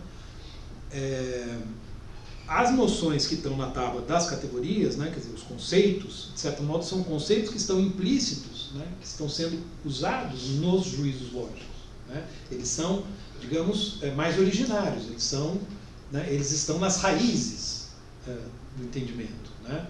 Então, no fundo, quer dizer, o Kant vai de um para o outro, mas as categorias são mais originárias que as formas dos juízos, né? Porque elas valem tanto para a lógica geral como para a física, né? Então, o que ele, me parece, vai dizer é que há uma inversão aí, né?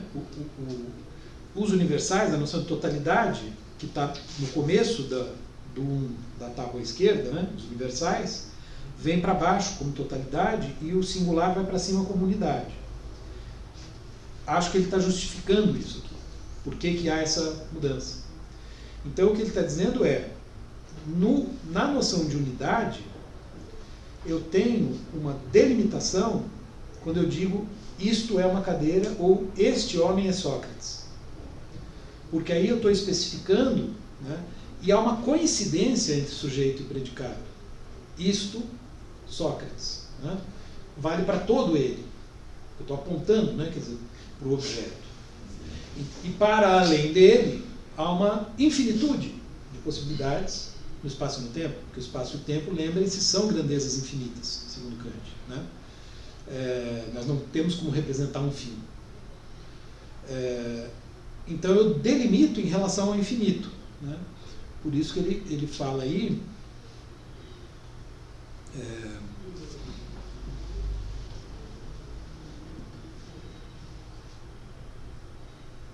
deixa eu achar aqui onde é que ele fala do infinito. Aqui eu sei. Então ele se comporta em relação a este, como unidade, em relação à infinitude? Isso. Tá no final do parágrafo? Está no meio. No meio. Isso. Comparemos segundo a quantidade, um juízo singular e um juízo de validade comum, como meros conhecimentos. Então ele ou seja, não mais, né, como juízos. Já estou supondo conhecimento.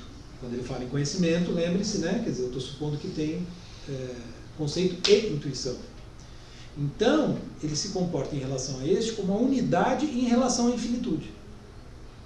E portanto, é em si mesmo essencialmente diferente do juízo universal, que ele está chamando aqui de validade comum, que eu estou entendendo isso, para complicar a nossa vida, né? de validade geral. Por isso que há essa inversão. Por isso que no lugar do universal, na tábua das categorias, está a unidade, como eu estou mostrando aí. Percebem a inversão? Porque aí eu delimito uma unidade em relação ao infinito. Estou especificando uma unidade. E no caso da totalidade, por que ela vem para cá? Né? Porque ao dizer todos os homens são mortais, aí de fato eu estou estabelecendo algo sobre a totalidade de um conjunto. Né? Então o juízo universal, ele vem para cá como totalidade, né? Porque ele não está relacionado ao infinito. Né? A unidade, por ter essa função delimitadora fundamental, porque ela corresponde, de certo modo, né? Não é à toa que eu dei o exemplo antes, né? Estou uma cadeira, a esse juízo primordial, digamos assim, onde a gente, como que, na própria, né, representação, já aplica imediatamente o conceito, identificando a cadeira, né? Dando unidade. E aí quando eu digo isto, cadeira, determinação total, né, da unidade. A gente pode dizer que é o mais primordial, esse. Eu acho que sim. Eu diria que sim. Aí, no segundo, o que ele vai dizer? Que aqui caiu uma setinha que eu tinha feito ligando afirmativos infinitos, tem uma noção, um sinalzinho de igual aí, mas é uma relação de identidade, na lógica geral, entre afirmativos e infinitos. Por quê? Porque eu dizer, né, ali, S é P, na verdade eu inverti aí, né? P tinha que estar fora. Enfim. E dizer S é não P, ou vamos supor aqui P é S, no meu desenho, no círculo que eu fiz, né? Porque eu estou dizendo que todo P é S. Né? Todo P está contido em S. E dizer P está contido em não S, do ponto de vista lógico, dá na mesma. Porque com não S eu estou delimitando uma certa quantidade de coisas que não são S. Né? Então, quando eu dei o exemplo numa aula, por exemplo, se eu digo esta lousa é não azul, né? Há um certo conjunto de cores dentro dos quais ela pode estar. Então, o que ele está dizendo é que você tem aí uma noção de limitação, na lógica geral, que está pressuposta, né? Então não há propriamente uma infinitude. Não dá para pensar em infinitude na lógica geral. A gente só pode pensar em infinitude com a noção de espaço-tempo. Por isso só dá para pensar, de fato, a infinitude no quadro das categorias relacionada à limitação. Porque aí quando eu digo, por exemplo, né, então, aí sim, né, S é não P, eu estou dizendo que S pode ser infinitas coisas, porque é uma infinitude de possibilidades. Então tende ao infinito. Então eu estou limitando, né, eu estou dizendo que não é isto, pode ser qualquer outra coisa. É mais ou menos isso, né, que me pareceu. Quando eu penso espaço e tempo, eu penso infinito. Então, a lógica geral, a rigor, né, a noção de infinito, ela não faz sentido sem espaço e tempo. Um pouco isso. Aí no terceiro, né, em que ele fala dos silogismos, ele está dizendo, bom, né, me parece aqui no categórico, ele está supondo simplesmente S é P. Né? Então, você tem dois conceitos, S e P. Tá? Então esquece a fórmula que eu tinha posto antes, que eu tirei do Alan Wood. Né? Aqui o Kant parece estar dizendo simplesmente se referindo ao SEP, nos categóricos, né? Que eu afirmo S é P. Nos hipotéticos eu estou dizendo se S, então P. Então eu tenho dois juízos, duas proposições, né? Ele dá os exemplos. Né? Se o Sol bate na pedra, a pedra se aquece, por exemplo. Né? E eu vou exprimir uma relação de causalidade entre o calor do Sol, né? Entre a luz do Sol e o calor da pedra, como naquele exemplo que eu dei, o vento e a mudança de posição da árvore. Né? Ora, isso é como a gente vai aplicar a intuição, essa ideia. Né? Quer dizer, na lógica você tem simplesmente uma conexão aí entre duas proposições pensada abstratamente. Só que na tábua das categorias, isso conduz necessariamente à causalidade. E há uma dependência de um pelo outro. Quer dizer, só vai acontecer aquilo se acontecer tal coisa antes. Né? Então, causalidade e dependência. Ou seja, ele está aqui já, de certa maneira, explicando por que ele vai, algumas das mudanças que ele vai introduzir em seguida, na tábua das categorias. Né? Mas, de fato, né, está explicando de uma maneira bem confusa, hermética. Né?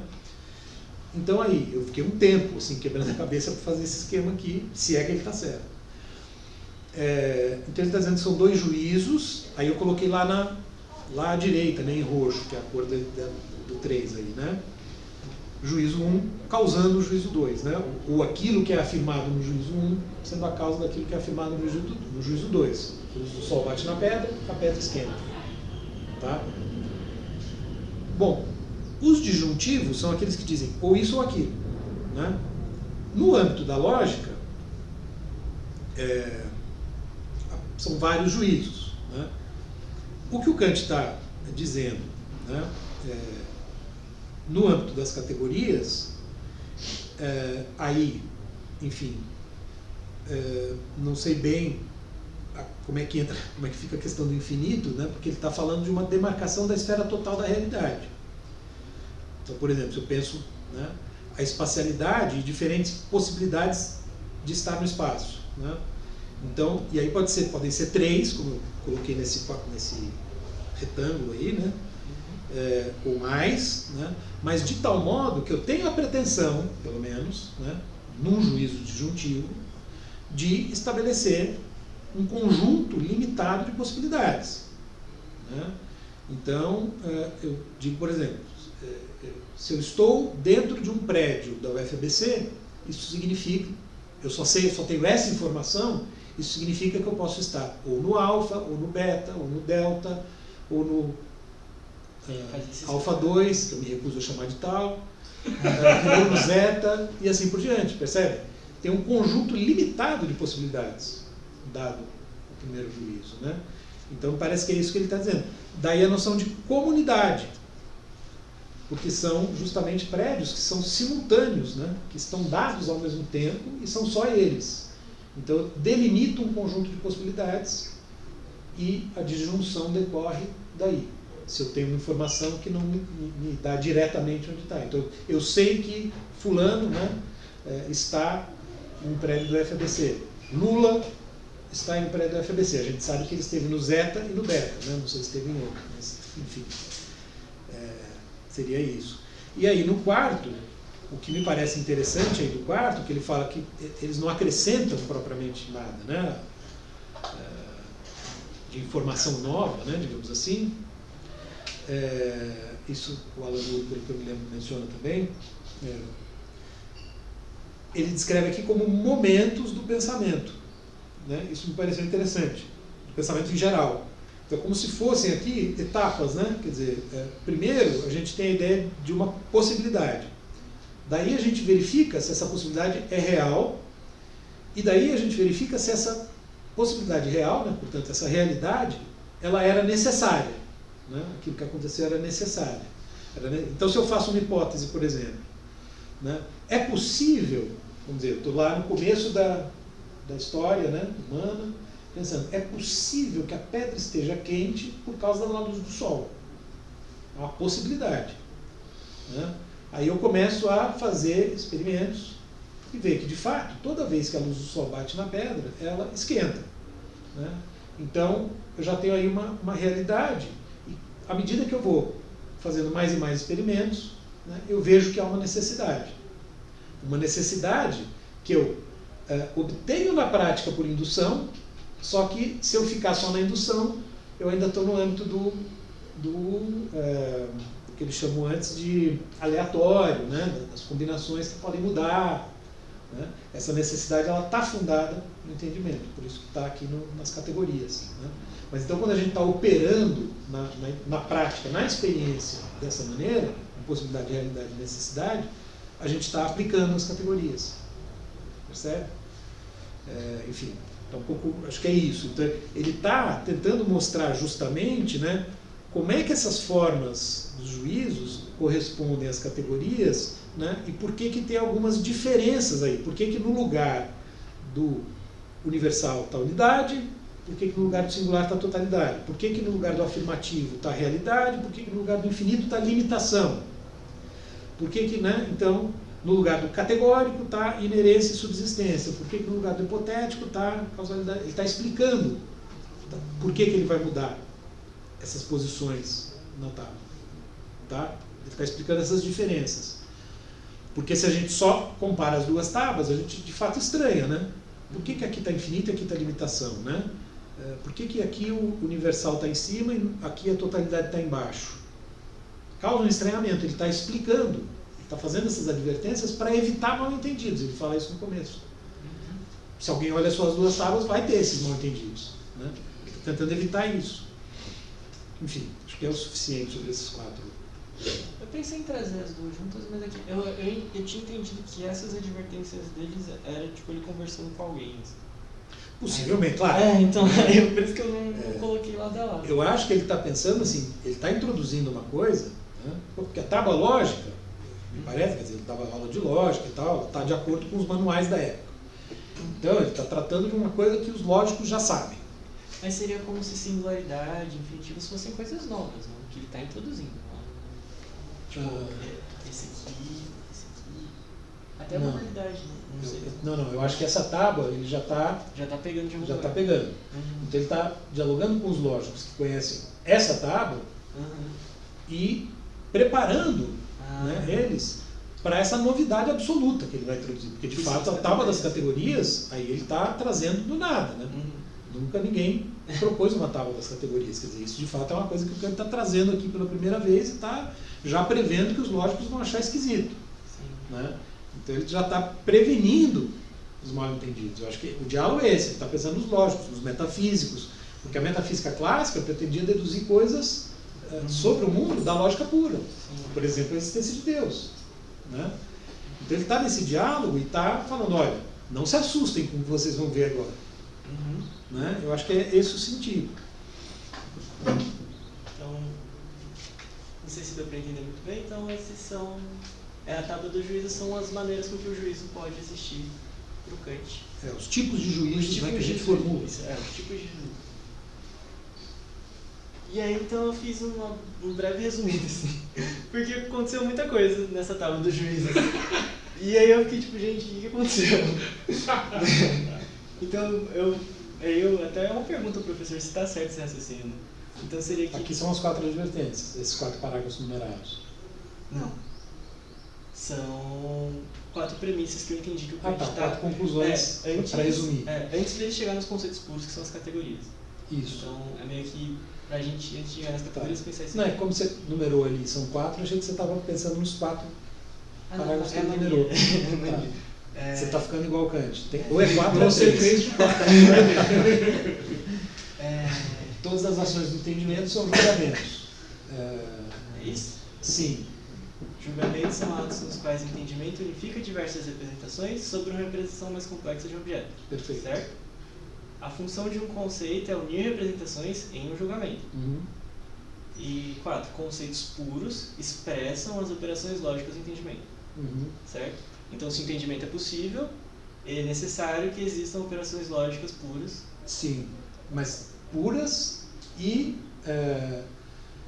transcendentes, quer dizer, tanto da lógica geral como da lógica transcendental. Sim, elas surgem, portanto, o entendimento deve produzir conceitos puros nessa própria atividade lógica para fazer julgamentos, para que seja possível a forma de um julgamento qualquer. Tá, mas aqui isso ainda vale só para a lógica geral, poderia valer só para a lógica geral. Por isso que eu coloquei qualquer ali. Mas agora vem as categorias onde aí já se supõe espaço-tempo. Isso. Tá. Então, quanto aos juízos, ok. Ok? Então, Tá. Isso aqui é bem importante, eu acho que ajuda muito. Porque é o argumento do Kant. Sim. Isso aqui é o argumento transcendental. Se você puder mandar no grupo seus slides. Tá. Vale para todos que o Ricardo também, né? Eu coloco na nossa pasta, se quiser. Mandar o quê? As luzes. Não, você fez a lousa. lousa. Não, mas você falou que tinha preparado alguma coisa que eu até na hora falei, se você quiser você manda depois, não falei? Não, eu falei que Foi o eu Nelson? fiz. Foi o Nelson, desculpa, confundi. O meu é rabisco, então se vocês quiserem. Tá, desculpa, confundi. É que é assim, professor. Quem quiser, eu vou enfim. até mas- falar uma coisa, que Fiquem- esses seminários eles são bem. Essa forma que ele coloca é bem complexa, por isso que método que o professor usa de fazer mapas mentais, eu acho que é um dos mais fáceis de conseguir entender. Mas se eu colocar um mapa mental da minha mente, vocês não vão querer mais conversar comigo. Certo, também não sou bom. Vocês vão saber. Começa a tentar que você vai... Não, daí só a questão é que eu até gosto de mapa mental, mas só pra mim. Se eu tentar explicar meu mapa mental pra alguém... Você fez um aqui na lousa que alguém conseguiu deduzir, lembra? Ah, não, só que O Rafael, né? Isso não, foi ela. Foi ela. Rafael, né? Mas foi só um prisma, não foi nada demais. Mas é assim que começa. Vamos lá que falta pouco tempo. Mas então, já tô acabando já. Tá. Então, o argumento transcendental é que se o entendimento é possível, então conceitos puros têm que existir, necessariamente, para que você tenha um julgamento. E aí, na terceira sessão, ele começa a falar sobre uma síntese transcendental, que seria justamente como a lógica transcendental extrai da intuição pura os conceitos puros. Então, eu vou começar a leitura e eu acho que eu vou lendo e aí eu vou parando na medida que for aparecendo as coisas. Então, terceira sessão, dos conceitos puros, entendimento ou categorias. Tal como já foi dito muitas vezes, a lógica geral faz abstração de todo o conteúdo do conhecimento e espera que sejam dadas representações de outra parte, tanto faz de onde, para em seguida transformar a estas em conceitos, o que se perfaz analiticamente. A lógica geral não se preocupa com a origem, né? É, Isso que o Kant está chamando de origem, ou seja, de qual faculdade veio. Se veio da sensibilidade ou do entendimento, por exemplo. Né? Ele fala em origem, ele está pensando, né, no interior do sistema das nossas faculdades, né, de onde se originou. A imaginação vai aparecer agora. Né? Então, é um sistema de faculdades, né, que o Kant constitui na sua filosofia. Então a questão é em qual faculdade se origina. E a questão que o Heidegger coloca lendo é: existirá uma faculdade que é a mais originária de todas, da qual as outras brotam, né, na qual as outras estão enraizadas? Né? Bom, a princípio, né, segundo uma leitura kantiana mais ortodoxa, não.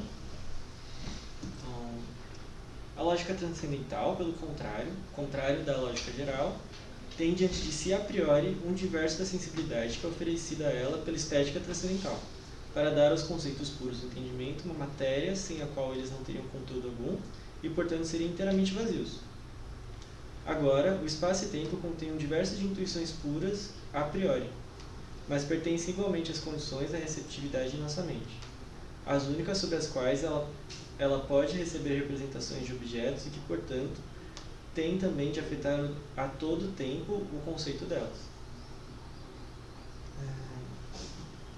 A espontaneidade do nosso pensamento exige, no entanto, que esse diverso seja primeiramente de algum modo percorrido, incorporado e conectado para somente assim produzir um conhecimento. A esta ação eu denomino síntese. Então, aqui ele já traz a ideia de síntese e falando dessa síntese justamente desse colamento entre a intuição empírica, entre a intuição transcendental e a lógica transcendental. Então, como isso é possível, né? Lembrem-se, né, no slide anterior lá, que eu coloquei, né, aquele foco do eu, né, permitindo todas essas operações, né, de conhecimento. O Kant chama de unidade sintética da apercepção, né, que seria esse ponto originário, né, de onde o nosso foco perspectivador, digamos assim, né, justamente faz tudo isso que ele está descrevendo aqui. Né? Então a noção de síntese, né, e a unidade da síntese é fundamental. E aqui, de novo, só para insistir, né, vejam, ele fala que a espontaneidade do nosso pensamento, ou seja, aqui espontaneidade até num sentido bem amplo, né, quer dizer, ele está dizendo, é espontâneo, é natural que a gente primeiro percorra, incorpore, para depois conectar. Né? Então, primeiro a gente vai tateando, ele usa essa imagem no prefácio, né? As ciências elas começam tateando, a gente vai percorrendo, vai juntando informações. Só depois que a gente juntou um tanto de informações, né, isso vale, né, para várias coisas que a gente faz, inclusive. Né? Só depois, né, quando a gente está começando a ler um filósofo, né, só depois que você junta um tanto de informações que você começa a sistematizar, né, aquele conjunto de informações. Ou, sei lá, o biólogo estudando lá, né, um determinado conjunto de seres vivos, e assim por diante. Você vai primeiro, você vai observando, colhendo informações e tal, para depois de um certo tempo, quando você já reuniu um tanto, você começa a conectar, a fazer as sínteses e aí aos poucos sistematizando. Quer dizer, assim funciona, né? A ideia sempre o Kant está pensando como funciona o nosso entendimento. E além disso, ele também está tentando separar o que vem da experiência e o que vem e que é Exato. transcendental, o que é a lógica transcendental, especificamente. Ela explica de onde vem essa nossa capacidade de sistematizar. Então, continuar a leitura. Em seu significado mais geral, porém, entende-se por síntese a ação de somar diferentes representações umas às outras e abarcar a sua diversidade em um conceito. Tal Conhecimento, né? Diversidade em um conhecimento? e um conhecimento. Não, é que tem algumas mudanças aí, porque eu estou com a minha última versão, que foi a que eu botei na pasta. Então, isso aí provavelmente são revisões feitas pela voz. As pequenas diferenças que eu estou vendo aqui e ali. Então, por isso que erro de leitura também. então, por isso que eu perguntei. Tal síntese é pura quando o diverso é dado não empiricamente, mas sim a priori, como aquele no espaço e no tempo. Antes de qualquer análise de nossas representações, essas têm de ser dadas, e não pode surgir nenhum conceito analiticamente que seja relativo ao conteúdo.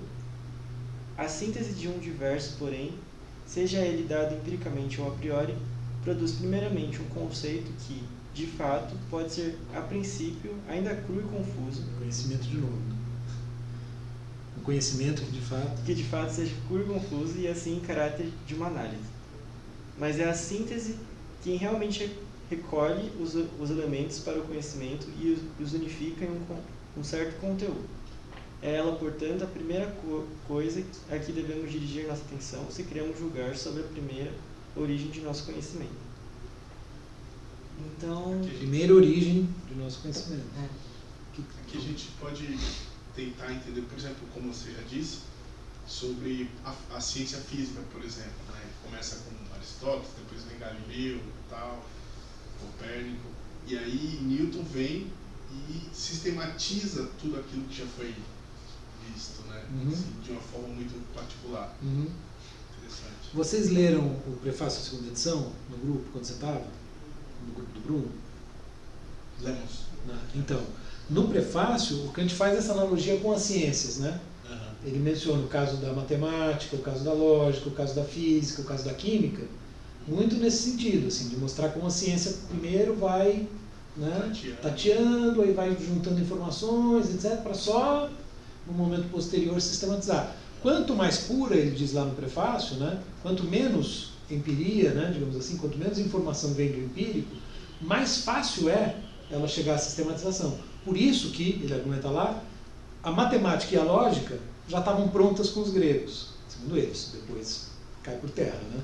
No século XIX surge, né, novos sistemas matemáticos, as geometrias não euclidianas, a lógica, né, a lógica formal e vários tipos de lógica, né? Mas para ele, né, a lógica e a matemática já estavam prontas lá com os gregos. Basicamente, você tem, né, desdobramentos, mas basicamente estavam prontas. Já as ciências naturais precisaram de mais tempo. Então só ficaram prontas agora, né, na época dele, ele está dizendo. Enfim, bem observado. Continua a leitura.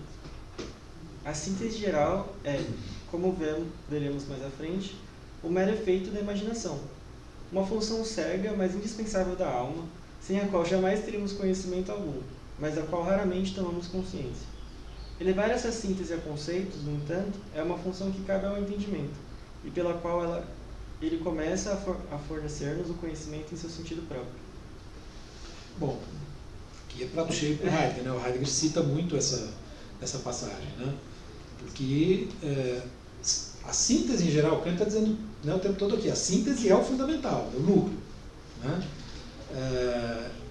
Está pressuposto, né, para toda isso aqui, ele falou que a ideia do todo, né, a ideia de unidade, que o entendimento busca a unidade, busca fazer a síntese, é isso que o entendimento visa, né? E aqui, surpreendentemente, né, aparece uma coisa que não tinha aparecido ainda, Ele que é a não começa a falar imaginação. depois. Depois ele para de falar, só vai voltar no esquematismo.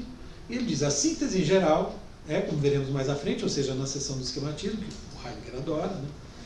O mero efeito da imaginação. Uma função cega, mas indispensável da alma. Tem uma outra passagem lá no esquematismo que o Heidegger cita muito também, que ele fala que é uma faculdade oculta nas profundezas da alma. Ora, né, se a síntese é efeito, então a imaginação teria um papel aí mais, né, mais oculto, mais misterioso, mas é como se ele estivesse dizendo, olha, é mais originário. É isso que o Heidegger vai pegar e vai tentar explorar, né? Sem a qual jamais teríamos conhecimento algum. Sendo que o conhecimento, pelo que ele disse até aqui, junta entendimento e sensibilidade. E agora ele está falando que a imaginação é imprescindível para haver conhecimento. Né? De fato, né, isso aqui... Mas ele não considera a síntese geral não é uma ciência. A síntese transcendental é uma ciência. Não, a ciência estuda a síntese transcendental. Isso que ele está fazendo aqui, a filosofia transcendental, a metafísica, tem a síntese pura como um objeto de estudo, né, que faz parte. Mas a síntese geral não entraria. A síntese geral é a ressalva dele, não é? Que ele fala que é parte da imaginação. Ah, sim. Né? Sim, tem razão. Mas veja, essa síntese em geral, então, né, ela abarca... Por isso que para o Heidegger faz todo sentido, né? Ela abarca tanto o conhecimento propriamente dito, o conhecimento científico, que é o que importa para ele aqui, de fato, como os conhecimentos, né, nossos do dia a dia, que não são conhecimento científico. Tudo aquilo, ou seja, o que o Heidegger chama de compreensão de ser cotidiano. Né? Então, pode ser, quer dizer, ele está pensando justamente, aqui interessa a síntese pura, tem razão. Mas a síntese em geral está além, tem todo, bem observado também. Isso mesmo.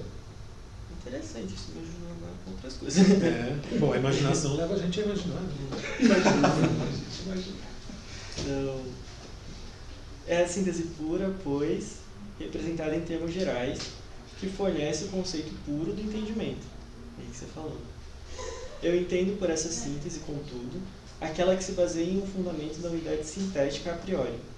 Assim, o nosso contar é uma síntese por conceitos, porque acontece com base em um fundamento comum da unidade.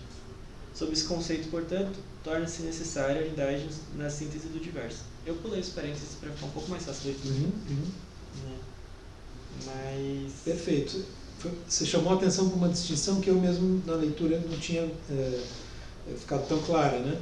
É isso mesmo, a síntese pura é o que interessa aqui, né? É um princípio para o conhecimento científico, né? Mas tem a síntese em geral. E a síntese em geral está ligada à imaginação. Ora, mas se a síntese em geral está, isso significa que também a pura, indiretamente, está. Né? Seria uma síntese específica. Aí que está o jogo, né?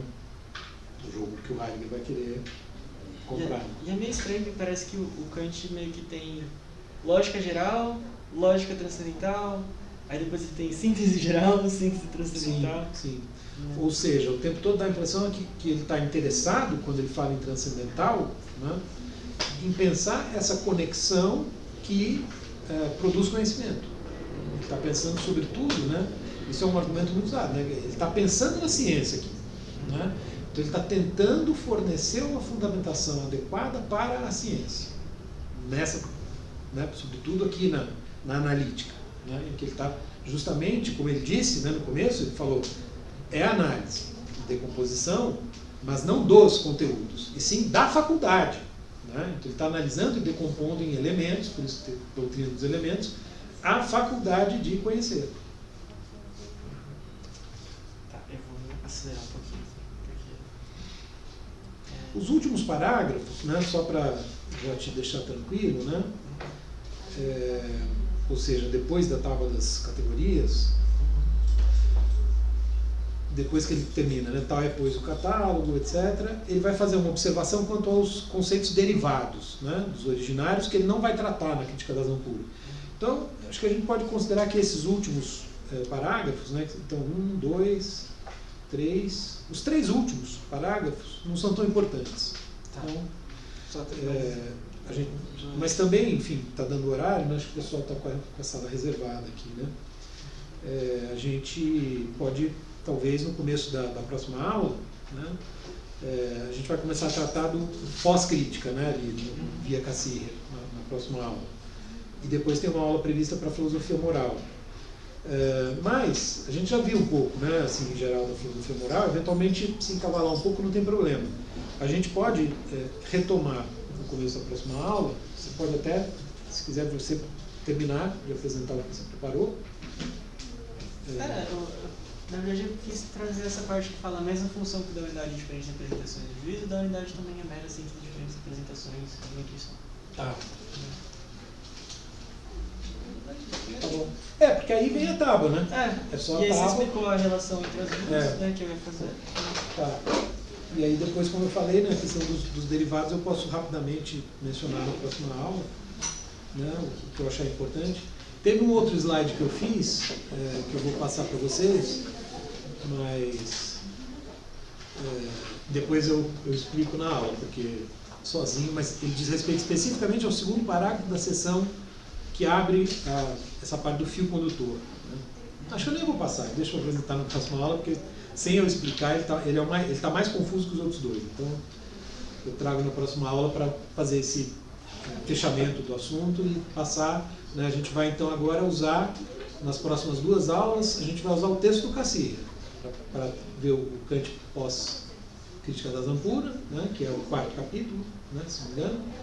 E depois a filosofia moral, que eu vou falar de maneira bem genérica. Aí depois a gente volta para o Kant com a crítica da Zampura. Quer dizer, eu vou fazer 2 aulas introdutórias, né, usando o Wood e o Cassirer, e aí depois o Wood e o Cassirer, e depois a gente vai para os seminários, né, que aí Vai ter que de julgar. Isso, a faculdade de julgar. Tá, que vai ser sobre a introdução da faculdade de julgar, onde o Kant ele vai, vamos dizer, desenvolver, pensar, refletir mais sobre a questão da sistematicidade, da própria sistematicidade da filosofia dele. Né? Quer dizer, claro, isso vai nos levar a ver elementos da terceira crítica, né? Como a estética e o juízo teleológico, mas a grande questão ali é o Kant na terceira crítica encafifado, né, com a dualidade do sistema dele. Né? E se tem algum jeito de juntar as partes, se tem um jeito de fazer uma ponte, essa expressão ele vai usar lá. Mas enfim, isso a gente vai ver mais adiante. Acho que é isso. Retomamos então na segunda, tá bom? Valeu, pessoal. Obrigado, pessoal. Parabéns pelo seminário, Rafael. Obrigado. Primeiro seminário na faculdade. Sério? Você é do BCT? Não, primeiro seminário da minha vida na faculdade. Nunca fiz Primeiro seminário. seminário. Né? Mas você é do BCT? Ele entrou esse ano no DCT. Então não vai ter muito não, relaxa. Mas tá bom pra filosofia. Mas você parabéns. acha que ele vai resistir ficar no Vai. DCT? Bicho desenrola bem na filosofia, rapaz. Pois é. Desperdício, não pode desperdiçar não.